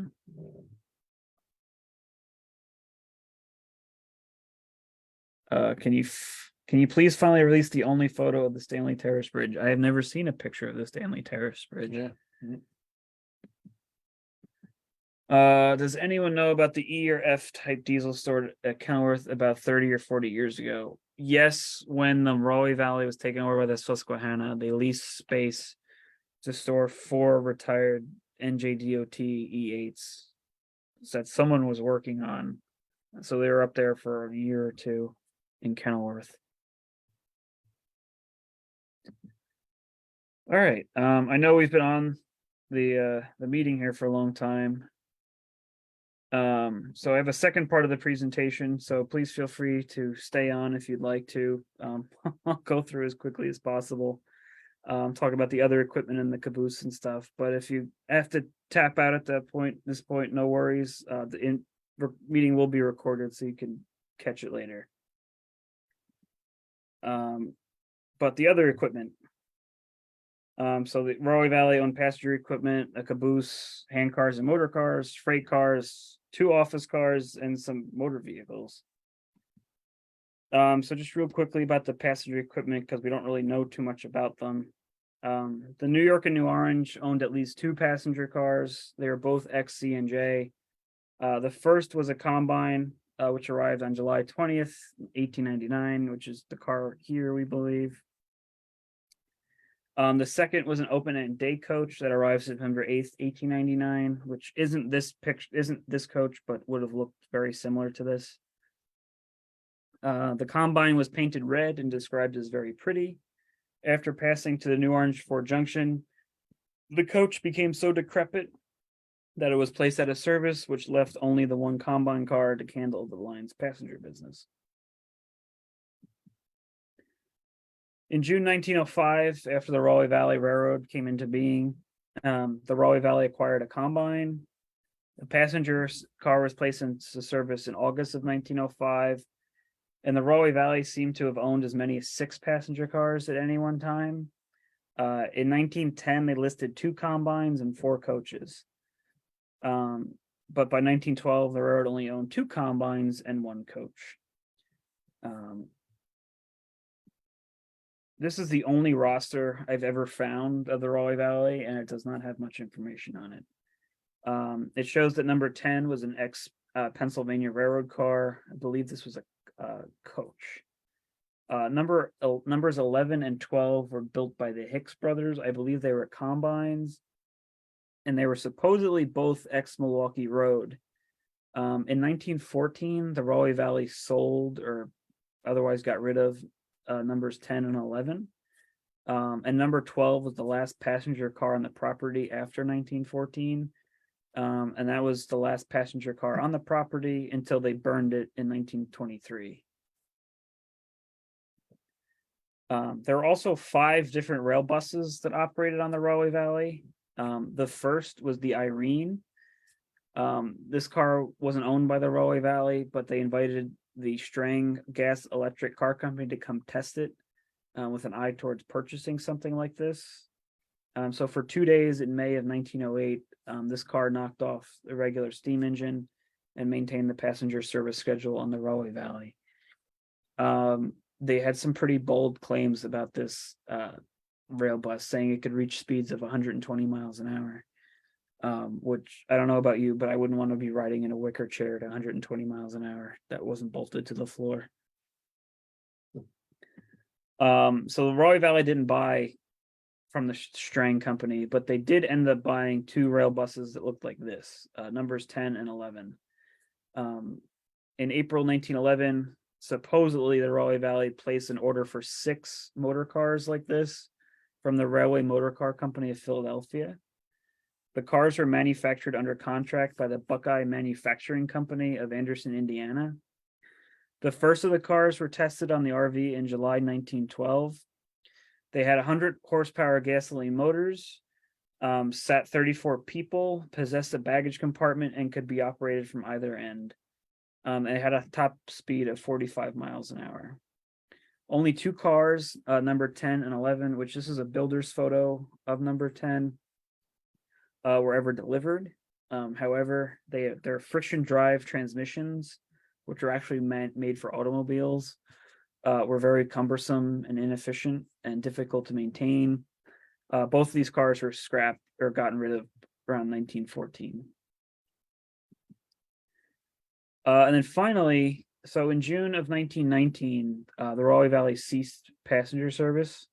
However, and I believe that they ceased passenger service because they were forced to, because their accommodations were so decrepit. So a month later, what happened was Louis Keller bought 2 Kelly Springfield road buses and converted them for passenger service on his railroad. The retrofit that they did to convert them apparently was really bad, according to George Clark, and he called them just about worthless. There were turntables constructed for them at Kenilworth and Baltusrol, and possibly one in Newark Heights to turn them around. There was a car barn in Kenilworth for them to store them out of the elements. But they were just never that successful. Supposedly they couldn't make the grade to Summit, which explains why there was a turntable in Baltusrol. And then the last passenger schedule I have for the Rahway Valley is 1923. George Clark, in his notes and stuff, swore that there was no passenger service when he was there, and he got there in 1920. So I don't know if they just kept publishing a timetable and never did anything, never actually ran a train. But these two cars stuck around for a while, laid up in Kenilworth before they were finally burned about 1927. George Davis said they got rid of them right around the time he was hired. And then there was the one and only caboose. So in February of 1937, the RV purchased in the Lackawanna Railroad a caboose for $950. The caboose had been constructed in 1914 at the Lackawanna's Kaiser Valley shops in Scranton, Pennsylvania. Its original number was number 613 on the Lackawanna. So the Rahway Valley numbered it 102 to fall in line with those two rail buses that were rank failures. Typically the Rahway Valley only used the caboose in the cold weather months to give the crew a place to get out of the weather and warm up, in front of the cold stove. When it first arrived, they kept the caboose at the rear of the train, but they found that entirely too inconvenient. So all the pictures you see of 102 in service is coupled up to the rear of the locomotive tender. Supposedly on the inside was plastered with pinups on all the walls, official notices, and a really old picture of number 5 that someone had given the crew one day when they were out switching.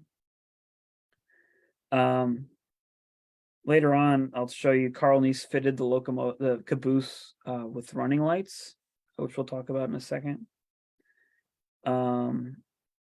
Originally, number 102 was painted red with green trim windows, green doors, and like aluminum colored lettering. And in 1950, the caboose was repainted and it received its signature yellow cupola.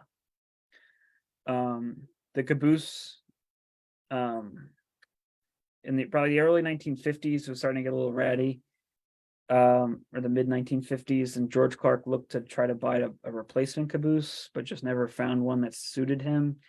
And by that time, they had the diesel engines with their heated cabs, so they didn't really need the caboose anymore. So eventually, it just was kind of parked in Kenilworth and went to hell. And eventually, it was burned in February of 1964. And then the remaining frame and trucks were scrapped in July of that year. This is one of the earliest pictures I have of the caboose, taken early 1937, right after the caboose arrived. The caboose had a coal stove and a wash basin that were on the same side, so the tank of water also would have been on the same side. So they always had the caboose kind of leaned to one side because all the weight was to the same side of the caboose. Here's the caboose in Kenilworth. You can see that they painted RVR underneath above the window or above the door. It was RVR, not RVRR for some reason. And here's another shot. You can see the RVR underneath. So then around early 1940s, they were working a lot at night and had the caboose with them. So the caboose needed lights so they could see where they were going. So there was an old Buick that George Clark had abandoned behind the Kenilworth station. So Carl Neese took the two headlights out of the car and fixed them to the caboose on either end, which was powered from an extension cord from the steam engine, so they could run at night. About late 1950, early 1951 is when they repainted the caboose. That's when it got its yellow cupola. They also got all new wood on either end, all new step treads and stuff. Did a really nice job with it. Looked quite snappy. This is obviously before it was lettered. But not long after that, the diesels arrived. They used the caboose somewhat with the diesels at first, but not for long after. At one point, all the windows got smashed. at Kenilworth. They had trouble with vandalism for years. But they fixed it. And this is what it looked like. Starting to go, the wood's starting to get a little ratty. Sitting out there in Kenilworth. The door paint's starting to fade, sitting outside.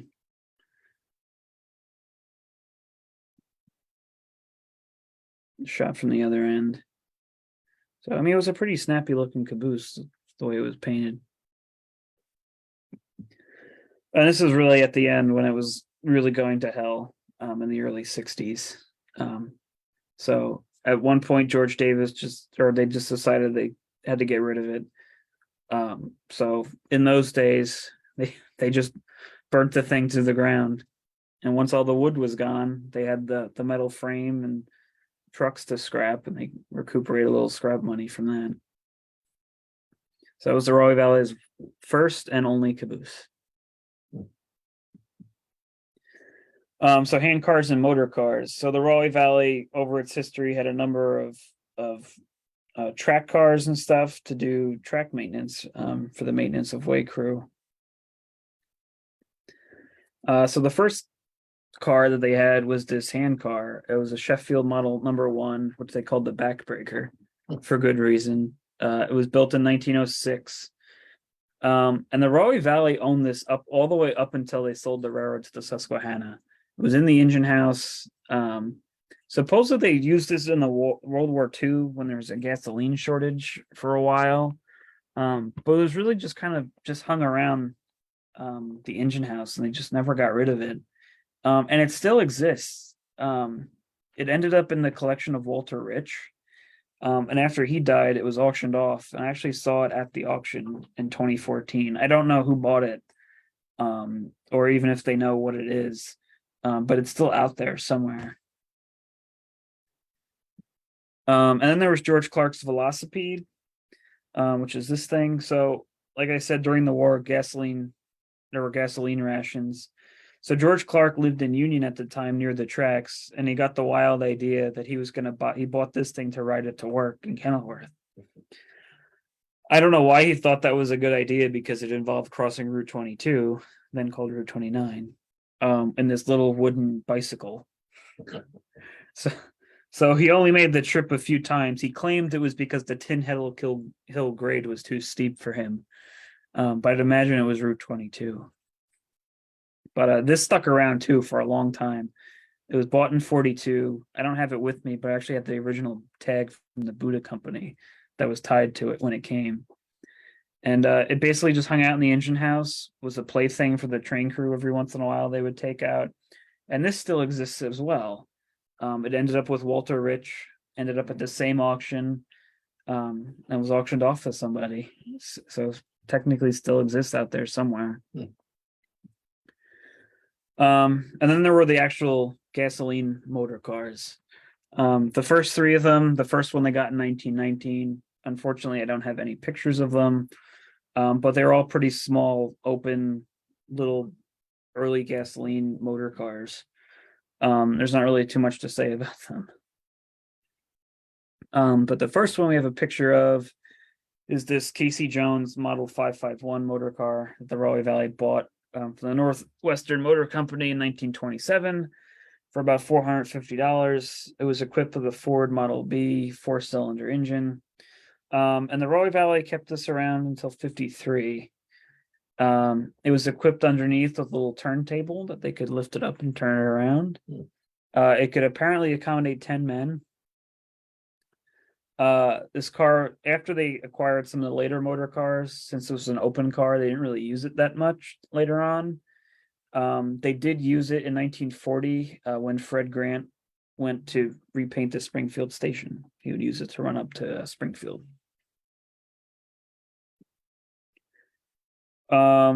This car was built in 1934, again from Northwestern.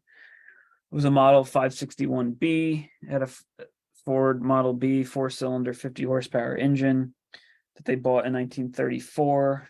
After they bought the next car that I'll show you in the early 40s, again, they didn't really use this car too much because it was open to the weather. I don't know when they got rid of this, but here's a picture of it in Kenilworth, or not Kenilworth, Springfield. The track crew had pulled up onto the team track there to get out of the way of an oncoming train. So the sixth motor car was this enclosed Northwestern car. It was equipped with a Ford V8 engine. It was purchased new for about $1,000 in 1942. It actually came as a kit that the Rahway Valley assembled in Kenilworth.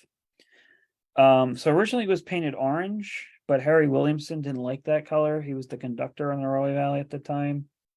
So he decided to repaint it with a thick coat of red paint in the summer of 43. He apparently liked to see equipment kept slick. George Clark and Carl Neese had some small discussion about the gearing on this car. Neese said that the four-wheel drive cars sometimes got in bad spots and hopped the iron. So they only kept one axle powered. In summer of 43, car was involved in somewhat of a little bit of a heroic incident. Part of the American Concrete Pipe Company in Union burned down. And Carl Neese raced this car to Branch Junction to tell the crew to head up there quick to get some cars out before they burned up. The company had called Kenilworth, and of course they didn't have radios to alert the crew. So Neese went around the curves above Kenilworth and Tin Kettle Hill very fast. He had his son with him, and he warned his son to unload if they hit anything or met the train. Fortunately, they didn't, and they were able to warn the crew, and they got up there in time to get the cars out. This car was retained at least through 1961. This car was bought used. This is a Kalamazoo Model 39. Had a Ford V8, 85 horsepower. It was bought used from a contractor in Elizabeth for $300 in 1949. And this stuck around until the 60s, and then it was painted yellow. And the last speeder that the Rahway Valley owned was this one, a Model 561 V8H motor car from the Northwestern Motor Company that was acquired in December of 1952 for $1,800. Had a Ford flathead V8 100 horsepower engine.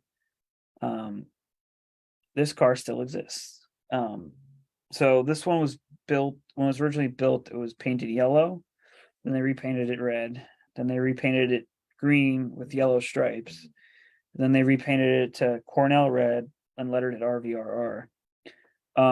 So this car passed to the Susquehanna, and before the railroad shut down, John Nolan actually purchased this car, or acquired this car from the Susquehanna, and preserved it and held on to it for a number of years, and before he donated it to Tri-State this past year, and it'll be subject to a further announcement, but it's currently being restored by our volunteer Eric, and we intend to get it running again and restored and operating as the last Rahway Valley motor car. And just a brief note on freight cars. The Rahway Valley never owned freight cars. There was a flat car that was on the railroad that some contractor had abandoned. The Rahway Valley used it, but never owned it, and then junked it in 1934. I don't have any pictures of it. And then in the late 70s, the Rahway Valley got into the boxcar game, the incentive per diem cars. So the Rahway Valley did not own these cars. They were owned by Itel Rail. And Itel Rail was not a railroad. They needed a railroad to use these cars. So the way I understand it is in the late 70s or the early 70s, there was a huge shortage of boxcars on the railroads.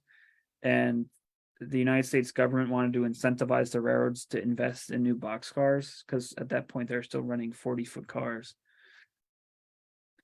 But the way they worded the rule or something to that effect is you had to replace such and such percentage of your freight cars in order to qualify for the money.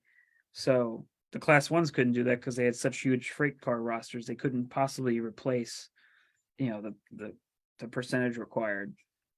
So it just by the twist of how the law was written, the short lines ended up benefiting from this heavily. And the Rahway Valley tried to get some more money, earn some more money by doing this. Basically, ITEL Rail and whoever they leased them out to through the Rahway Valley were supposed to manage these cars and everything, and they were supposed to be out on the road making money. So the Rahway Valley, the first series cars were the 1,000 series cars. There were 25 of them that were built in April of 1979. Then the second order were there 50 of them, the 2000 series that were built in early 1980. And unfortunately for the Rahway Valley, about right after the 2000 series cars arrived, they changed the rules, and there was suddenly an overage of boxcars out on the railroads, and all these cars came home to roost. So on a little railroad with 8 miles of track, 100 boxcars suddenly showed up to be stored that were all basically brand new. So these are all of them that showed up at Aldine on the old CNJ, and the Rahway Valley stuffed them everywhere. Every old abandoned siding, they kept them at Roselle Park for a while before Conrail told them to move them. Then they finally shoved a bunch of them up the summit where the track wasn't being used, and they derailed them purposely so they wouldn't roll back down the hill. The Rahway Valley had these until 86. And then the Susquehanna kind of inherited them, but the Susquehanna wanted nothing to do with them, so they terminated the lease. And then ITEL Rail eventually sold these all off. They ended up at a bunch of different railroads. The Lake Erie and Franklin or something had a bunch of them. But they were still, a lot of them were still in service until 2020 when they finally hit their age restriction. Someone actually sent me a picture a few years ago of one of these out and about, still lettered Rahway Valley. So just quick about the office cars. So in 1974, the Kenilworth station burned, which left the Rahway Valley without an office to operate out of. So Bernie Cahill came to the railroad about the same time and acquired this old Lehigh Valley parlor car that was at the Pleasant Valley Winery in Hammondsport, New York. So this car was built in 1927 by Pullman as a parlor car to go on the Lehigh Valley Railroad's Black Diamond passenger train. Eventually it ended up at the winery as, I guess, as some sort of wine tasting car or something. And then the Rahway Valley bought it in 75. So it came to the Rahway Valley, still lettered Pleasant Valley for a while. And they retrofitted it as an office in the inside. This is what it looked like after it was repainted. Apparently all the parlor car seats and everything from Lehigh Valley were still inside when the Rahway Valley got it. And they carefully and meticulously removed all that when they converted it to an office. I think there were 4 offices inside. But they moved all that stuff into the engine house. And when the railroad went out of business, all the stuff was still inside when they tore the engine house down. So this is Ron Petronowitz, who worked at the Rahway Valley, working inside the office car. Ron was a great guy. I got to interview him before he unfortunately passed a few years ago. Great guy, very supportive of the research we'd been doing. But the car didn't have any bathrooms or anything on board. They had to go to the engine house to go to the bathroom and stuff. But it did well for the little railroad. And this car still exists. It's up in Cooperstown, still lettered Rahway Valley, and still used by the Susquehanna as an office. Eventually, the president of the railroad, Bernie Cahill, determined that he needed his own office. So he acquired this box car, which, based on the way it's patched, I imagine is ex-Conrail because of the can opener that looks like it's patched over on the right. But this was fitted as Bernie Cahill's personal office, the railroad's president and general manager. And this is the two of them together at Kenilworth in the mid-80s. So this is the whole office complex of the Rahway Valley. And that's Bernie Cahill inside his office. It was pretty snazzy. It had a stove inside to heat it. And then behind the sliding door, the freight door, they had all these windows and stuff, so they could slide the door open in the morning, and Bernie Cahill could look out and see what was going on outside. And this car also still exists. It's used as a yard office on the Susquehanna. It's in Rochelle Park. So, last but not least, the Rahway Valley owns some cars. So, in 1948, George Clark determined that he said he was using his own personal vehicle way too much at his own expense, incurring way too much wear and tear on his own vehicles. So the Rahway Valley needed to own a vehicle of its own. So the first vehicle that they bought was a 1948 Oldsmobile Deluxe Model 66 station wagon that they purchased from the Spurco Motor Company in Summit, New Jersey for $3,200. This is actually a picture of it at the scene of a derailment at Aldine, where I guess George Davis drove down in. It's kind of neat. The Rahway Valley was set up kind of weird corporately. It was the Rahway Valley Railroad Company, but they leased it to the Rahway Valley Company lessee to operate it, which it was all the same people, but it was just that's the way they did it. So the cars were owned by the lessee company. So the cars were lettered Rahway Valley Company, lessee, Kenilworth, New Jersey. They didn't even say railroad on them. So after this was retired in 52, George Clark, this isn't that car, but it's what it would have looked like, more or less. Purchased a 1952 Chrysler Saratoga Model Town and Country station wagon, which was purchased used from Murphy Brothers Motor Sales in Elizabeth, New Jersey for $4,000. So I mean, they would use these to do maintenance around the railroad, drive around and check on things, go find the train crew when they were bumping up against a 12-hour rule, to tell them to get the hell back to Kenilworth. And they also would deliver some LCL freight, less than carload freight, using these cars, to their consignees.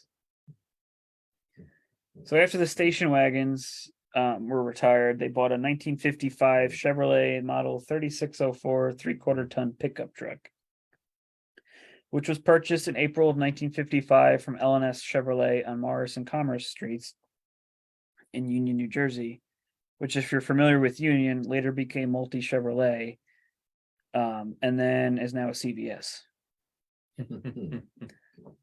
Which the Chevrolet moved out to Route 22 and is now Open Road Chevrolet, right on the Springfield border. So this is a picture of that truck that we found hiding in a picture of the Kenilworth station. And then the last vehicle that the Rahway Valley owned was this 1968 Chevrolet C20 pickup truck. It was painted gold. It was lettered Rahway Valley Railroad, Rahway Valley Company lessee, Kenilworth, New Jersey. This, for whatever reason, they never equipped it with a high rail kit. The Rahway Valley never owned any high rail equipment. It wasn't until the Susquehanna came later that high rail equipment even showed up on the railroad. The Rahway Valley ran this truck for nearly 20 years. Yeah, they repainted it into almost like an aqua color. Yeah, so George Davis used this truck a lot. He would drive down to Bayville to cut George Clark's grass at his shore house. So it got a lot of use and got pretty beat up. And then the actual other piece of equipment that they owned was this John Deere model JD 300 backhoe. So when Bernie Cahill took over, they didn't have anything like this, and to help with track work and stuff, they had purchased this. Apparently, one of the employees borrowed it to fix his foundation wall or something at his house, and no one told him that it leaked oil like a sieve, so he blew up the engine. They eventually replaced the engine, and this eventually went to the Susquehanna. At some point, someone repainted it. It was probably Harry Davis, who's pictured there on the top, who liked to paint equipment. Painted in Rahway Valley colors and put the Rahway Valley logo and the Rahway Valley name on the thing. And I think it ended up in Cooperstown. I don't know what became of it, but that's what it looked like. Apparently, Harry Davis in that picture used to enjoy it, tearing up track and making big messes of everything. Yeah, have little misses. Yeah. So thank you for sticking with us. I hope you enjoyed the presentation. If you have any more questions, please drop them in the Q&A. We're happy to answer them. We'll quick show you some of the stuff here that we brought from the locomotives. So this is actually the builder's plate from Rahway Valley number 13, builder's number 26355. So this was affixed to it at the factory in September of 1905 at Baldwin, and what it wore until the day it was scrapped in 55. We have number 14's brake handle here. So Frankfurt would have had a firm grip on that. We have number 13's independent and train brake handles here that were saved. Lift the whistles up. This is number 13's original L&E whistle that it had out of the factory from Baldwin in 1905, and which would have wore until 1946, and then again for a little period in 49, 50.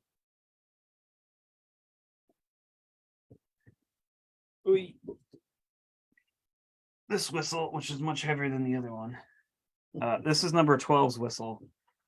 So after this 12 wore when it came from the Bessemer in Lake Erie, and wore it until it was taken off to put on 14. Then after 14 was sidelined, they put it on number 13. So it made its way around and eventually made its way to us.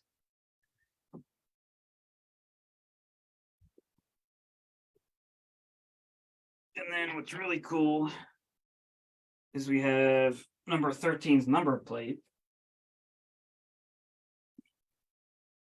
which is home built. You can see that the number 3 is much shorter than the number 1, which I always thought was kind of funny.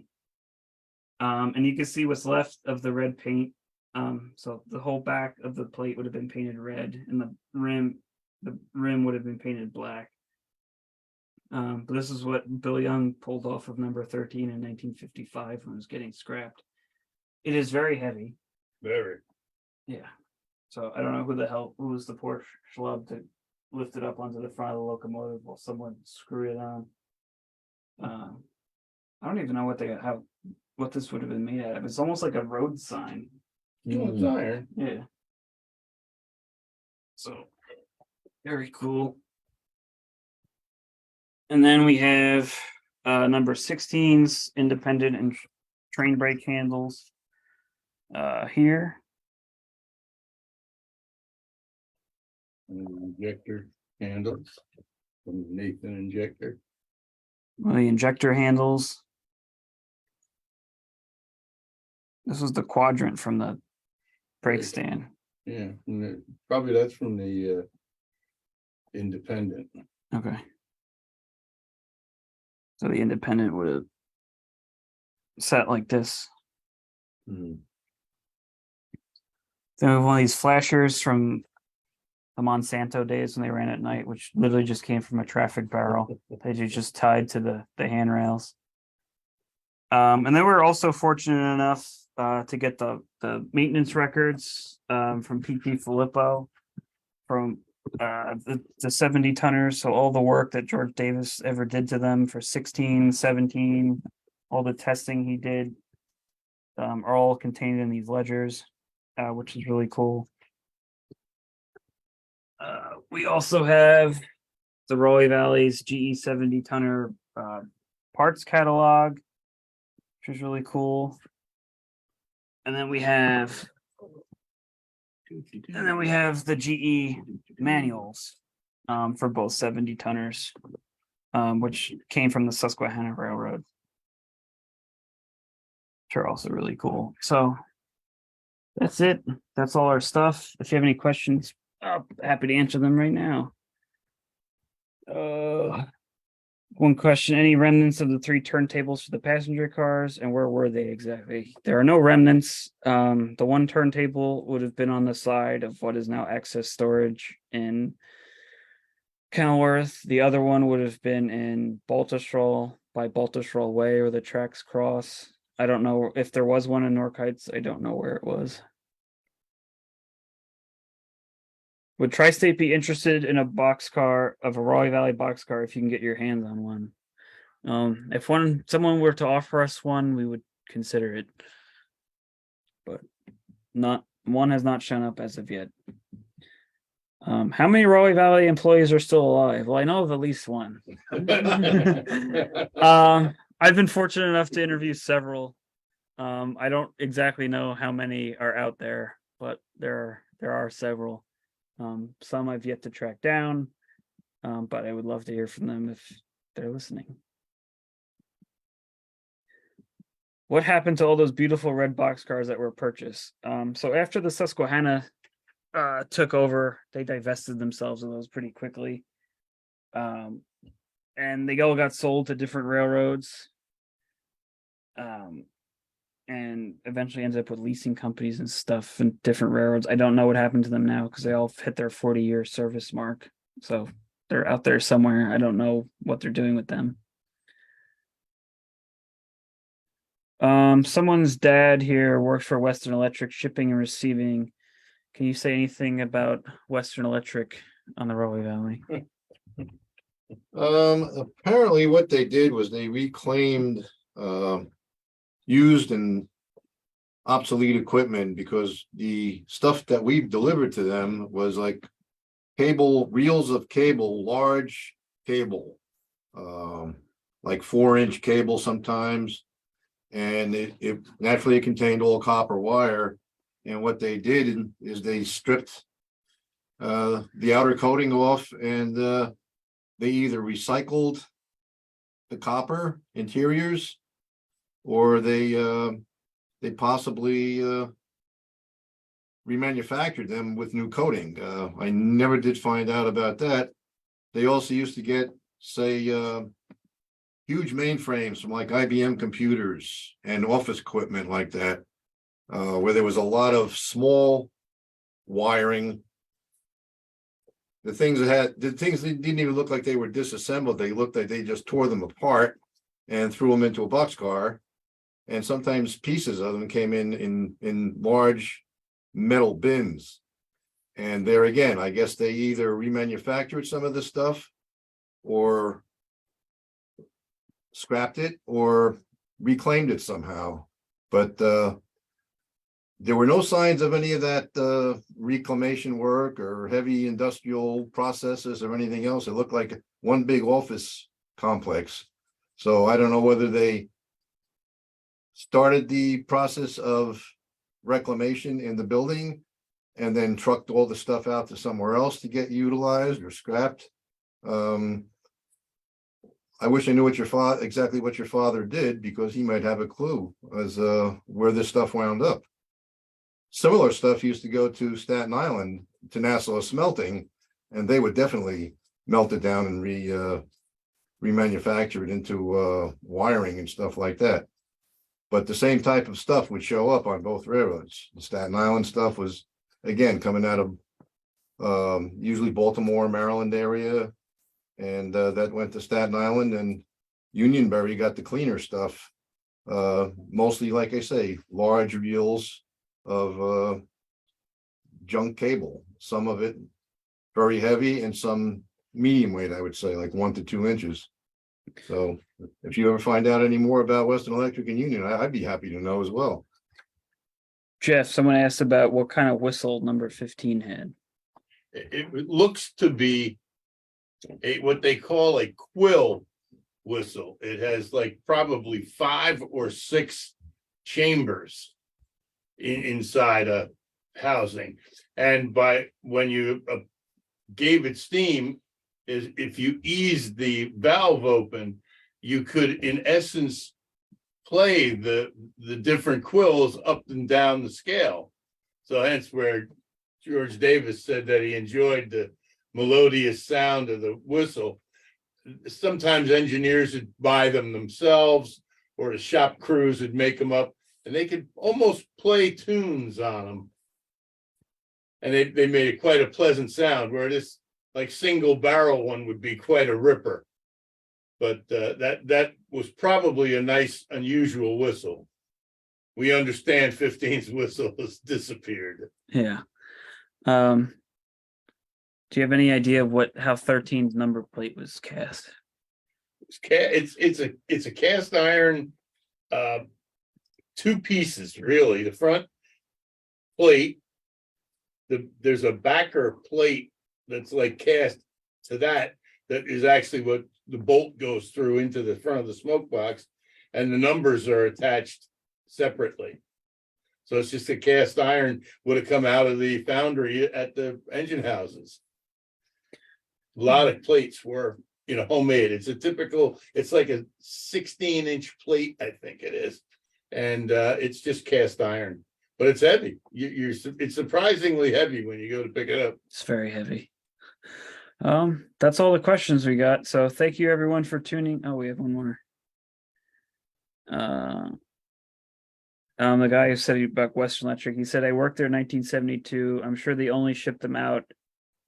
It was a service center for Bell System. It was a warehouse portion of the service center.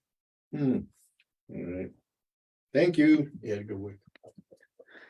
All right, cool. So, can you spell the word for what type 15's whistle was? Quill. Quill. Yeah. All right, cool.